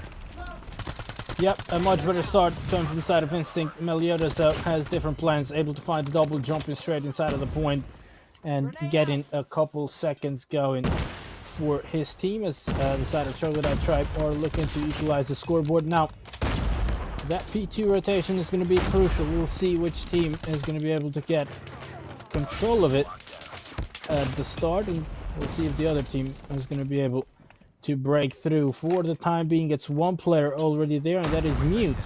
For the side of Troglodyte Tribe. He's patiently waiting, but he's going to get pushed by 3 players at the same time. Smoke's going down as well. He's hiding in the corner. Point getting contested. Ayer holding on to the corner. Finds a triple. That is huge. As the side of Instinct get control over that point. Now the overlay is fixed as well, ladies and gents. Meliodas puts an end to that kill streak. Yeah, it was a devastating one. Read him and weep, boys. Meliodas going big with Pubney on there for the 2-piece. Tempest out, popped, ready to go. He's going to get shut down on the jump up. 5 kills to his name. A mixy one here in P2, but it is going to be the boys in blue, Instinct, who are running it naturally. Big kills on the back line as we see a split spawn. Player number 4 in yellow, going to be shut down at Sixelfy. Now the hit must come through the front. They've got water control. They've got the hop up. And through the smoke, they're going to be able to prevail for the time being. A lot of collaterals being, or nades being thrown, but nonetheless, it's kills on kills on kills and a back and forth effort. 51-32 is the score line. With a little bit of scrap left to go. It's a foot race over to P3 where we will see player number 1 and Mute already there, of course. Yeah, Mute was the one leading the push towards P2. He's now leading the push towards P3. Kirby pulls out his war machine, looking to push from arches, able to find a couple, getting the spawn trap going towards the well, and he's going to get traded from behind by Koke. Pavignon pulled out his own operator and looking to go for the wall banks on the fence, able to find one, able to find 2, and keeps the point clear for the time being as Troglodyte Tribe are looking to make their way into the lead. They are indeed. Sixifying crew getting the hop down, getting the running and gunning too as well. Contest going to come through, shut down. It's a sea of yellow. Things starting to get a little bit more stable for the boys over at Troglodyte Tribe. They're trying to shut down this momentum that Instinct has built off of that control victory. Last 13 seconds left up for go. Sixify still on a 4 spree. Gonna have to hop back on through the defense's site. Is gonna be able to get the assist, but last 3 seconds is gonna go in favor of them indeed. Now over towards Rocks we go. It's gonna be Kirby who's gonna be able to lead the charge there for the first initial, but he's got 2 on him. Oh, my Charisma almost whiffed those shots. Nonetheless, he is gonna be able to get the kill, and that's gonna be the open advantage going in favor of Instinct. Yeah, nicely done as Charisma keeps on going with the equalizer, able to find another 2-piece. Now the claw coming out from Koke as well. Pavignon ends up killing himself for some reason. Koke able to find a double before getting shut down, but the rock hard point is currently being controlled by the side of Instinct as Troglodyte Tribe are finding it very difficult to break through into this one. Ayer is connecting shots, but it's going to be Charisma finding the kills. Koke finds a double with the Hunter Killer, and this is a nicely held hard point for the side of Instinct as Charisma finds a double with the Pred once again. Good nade there for 65. Kirby going to be shut down out of distance. Device holding the heady on for dear life. Rocks has proven solid for Instinct. They need this game to take us to game number 5. And both of the first set of hills, they're going to have about a 35-plus point advantage. Make it even more now. Make it 40 to be exact. 109-69. First set of hills in. Instinct holding on. And surely enough, Ior looking to lead the pack as he is the tip of spear on the objective. He is going to get shut down. Kirby going to get traded on through. It's Device running and gunning as well. Charisma on in the open. It is all-out chaos here in P1. Sixify going to get mixy with it too as well, but it's Ior who's able to get the better of that one, and they've got the advantage continuation from a P4 to P1 connection. Yeah, nicely done. Holding on to the point. Ayer doing a good job on the bottom side of things. Device pulls out the Sparrow, but he's not going to be able to find much with it. Koke holding the kitchen head glitch. He's going to get shut down eventually, but not before finding a couple kills for himself. Charisma jumping straight inside of the point. Pavignon with a VMP in hand, able to find a couple being traded. Kirby jumping inside of the point. Mute is going to find a double, and now the rotation towards P2 comes through for the side of Instinct in the likes of Mantra as they are holding the Lambo headlet. Meliodas is leading the push, and Six will fly from the rock side of things, able to find the opening frag. But can they actually break through in this particular hard point? They have already done so, and it's Instinct who had the early rotation who now need to break through inside of P2. Yeah, they didn't get a chance to get the secret locked in. It was 3 rushing them almost instantly, and those 3 still stand strong in the objective. Spawns on the back lines.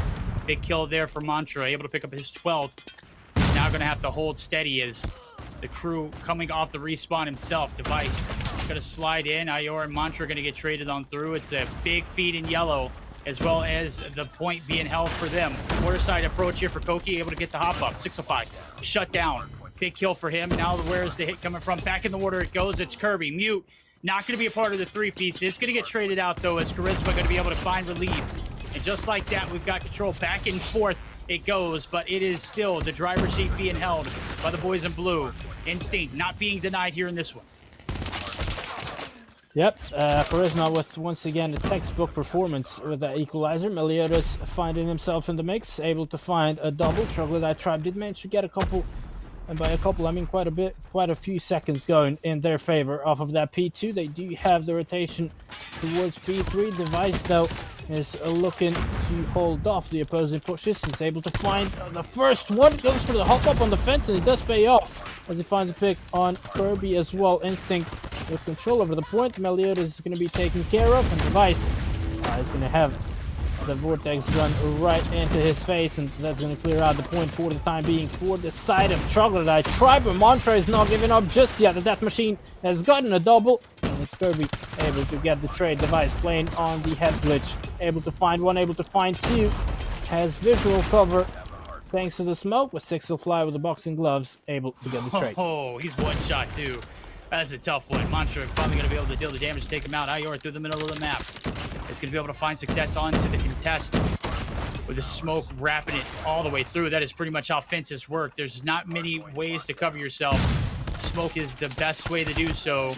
As we go over towards the P4 rotation, this is where things got crazy for the side of Instinct. Can they do it twice around? Only looking like one player there for the time being. It's going to be a Lucas spawn there towards the middle of the map. They're going to have their work cut out for them. Ior's the only player here as he is shut down, and all of a sudden, Instinct battling it out from the trenches, shoe on the other foot. The boys over at Troglodyte Tribe looking to shut this one out in 4. They'll be able to regain most of this lead as nobody has even gotten remotely close to the objective here for the side of Instinct. Yep, Troglodyte Tribe doing a fantastic job to come back to this game. Aor, though, pulls out the War Machine and spoils the fun on the side of Troglodyte Tribe, who are having Koki able to find one. And he's getting the spawn trap going here with the claw. It's a triple he's gotten so far. Hunter Killer coming out. Odin in hand. Should be able to find the pick on Kirby. He does. Should be able to find the pick on Meliodas. He does. Instinct extending their lead now after a nice spell of control from the side of Troglodyte Tribe, but a spell that didn't last as long as the Trogos would have liked it to. Froggies, what do you got in your bank, Beatty? Kirby Core holding on. Dear life up top. P1 we go. 188 to 149. Hills pop for a third time around. This one starting to get a bit mixy. 40-point lead rolling into it. We're going to see the first initial advantage going in favor of Troglodyte Tribe. Can they hold on to it? It has certainly got a bit crazy, though. Mantra trying to put his foot on the hill. Charisma there for the collapse. He's going to be able to find two, or one rather. Soxify at a distance, able to find 1-2, and pull off the respawns. They're going to have to be battling it out through the middle of the map as well. As down low, as control is being completely held. Charisma at a distance. My God. The machine pistol. Buddy, what are we doing? It's doing the job. Equalizer is also doing the job. Device able to find the last pick, and just like that, the remaining 20 seconds off of P1 are going to go in favor of Instinct, unless Pavilion can do something about it. No, but his teammate Sixelfly can. He's able to find one, but he's not going to be able to contest the point. Kirby does so momentarily, but he's going to be dealt with as well. Now the rotation towards P2 is coming through. Troglodyte already have set themselves up nicely, but Device finds a triple with his operator. He's already started the breakthrough. Charisma able to find one. Gets a turn on Sixelfly as well. Pavilion gets a trade, but quickly dealt with as well. Just like that, that's a huge break for the side of Instinct, who can wrap things up in this P2. Oh, this is it. They can close it out here. Hop up for Ior. Oh, shuts down Mute. This is big. 20 points to shut it down. The break comes through Secret. 2 big kills there for Pavilion, as well as Mute. The feed lights up yellow. Life still being held here for the side of Troglodyte Tribe. They don't want to go down without a fight. They're going down swinging. Mute on the back line is going to get shut down. The War Machine at a distance, trying to get something going. The jump shot's just not landed. He's able to find one, make it two. Meliodas able to shut him down. The line being held here in yellow. And it is going to be the boys over at Troglodyte Tribe able to find themselves alive yet again. A P3 rotation for a third time around. Yeah, I'm not quite sure why the side of Instinct were still going for the remaining 10 seconds off of the P2. They could have set themselves up nicely for P3. Device is already there. He's going to get shut down just like that. They don't really have anything going in this P3, and that's going to give Troglodyte Tribe the momentum, and they also might be able to make a comeback happen here. Device, though, has different plans. Mute able to find the pick on him on top platform. Cocky looking to get a couple trades going, but he hasn't really been able to spot Mute for the time being. Charisma able to find one quickly. Traded. Mute finds a double, and just like that, the side of Troglodyte keep on holding on to this one. Meliodas finds a pick on Ayer, and it's looking very difficult now for Instinct to break through into this one. Oh man, Instinct panicking. They've got to stand strong. This one has been locked down completely. This could be the last hit. You've got to go now. 20 seconds left on the hill. 15 seconds, or only 10 seconds needed to shut this one out. Meliodas able to find one. Here comes the bread. This is it. Instinct could be eliminated. 10 seconds left. Only 2 needed here for the boys in yellow. Nobody there, ladies and gentlemen. The reverse sweep card denied. And Troglodyte Tribe hold on and claim victory on a nail-biting hardpoint Hacienda. Blood, that one was a hell of a lot closer than we expected. Yeah, that was a completely different picture from what we saw in our first hardpoint game. Here you can see the scoreboard, ladies and gents, 250 to 230. A perfectly held P3 to give the side of Troglodyte Tribes a victory. They are looking at the statistics. Once again, 6 fly top frag, and this time around also MVP for his team. 56 kills on board for him. Pavignon on 48. 36 for Mute. Meliodas on 31. Kirby on 34. Plenty of kills from both teams as well. Device on 42, just like Charisma. 41 for Ayer, but not quite enough. Not quite enough for Instinct to win it. No, not indeed. It was 230 to like 180 at one point, and they didn't get a single damn point from P2 on to P3 connection. So when you say you're hanging on for dear life, that's exactly what happened. I saw Meliodas coming to chat and said, "We woke up. We finally woke up." Yeah, they finally did indeed, and surely enough, they shut the series out 3-1. We didn't get to see that game 5. I'm very unfortunate for the African scene as they are completely eliminated from EACS, the last hope there for Instinct. But nonetheless, a very well-earned victory there for the boys over at Troglodyte Tribe. It is certainly going to be a mixy playoff indeed. Semifinal is going to be coming up here this week, man. What a series! What a way to start this week. 2 back-to-back banger streams, Blood. I mean, you couldn't have painted a better picture. Yeah, I mean, all quarterfinals were very interesting. NRW kind of ruined it, winning 3-0 against Kentic. They could have dropped the map. But apart from that, every other quarterfinals was very, very interesting. We took a look at 2 of those tonight together. It was Animus and Exclusive playing at the very start. That particular BF5 did go the length. It was a map 5 deciding the winner. And the winner is going to be the side of Animus. They go on to face Ace. I think we can show the bracket real quick. They go on to face Ace in the semifinal. Then we jumped into the second quarters here, where we saw Troglodyte Tribe able to win in a 3-1 fashion against the side of Instinct, eliminating the African region from EACS, as Instinct were the last representatives of that particular continent. And that means that Troglodyte Tribe is going to have to face no other than NRW in the semifinals, and that's going to be a very difficult task for them. Yes, it is indeed. This is going to be a crazy week indeed. It's started off, absolutely crazy. I thought we were going to get a game 5 yet again, and Lord knows I would have been out of breath, no voice, been no good to anybody, but. Nonetheless, Troglodyte Tribe come through and handle business. So, Blood, I mean, that was quite a day. Indeed, we started about 3 hours ago, and let me just tell you, it felt a lot longer just because of how gut-wrenching those matches were, how close they were at times. But nonetheless, we've got our 2 semifinalists moving on. Got to congratulate them. Also, a valiant effort out of Exclusive and Instinct. Nothing to be shy about. I mean, that was close matchups across the board. Yep, very close matchups, but that's the beauty of Call of Duty Mobile. Only one team can win, be that a BO3 or a BO5 tonight. It was a BO5. That being said,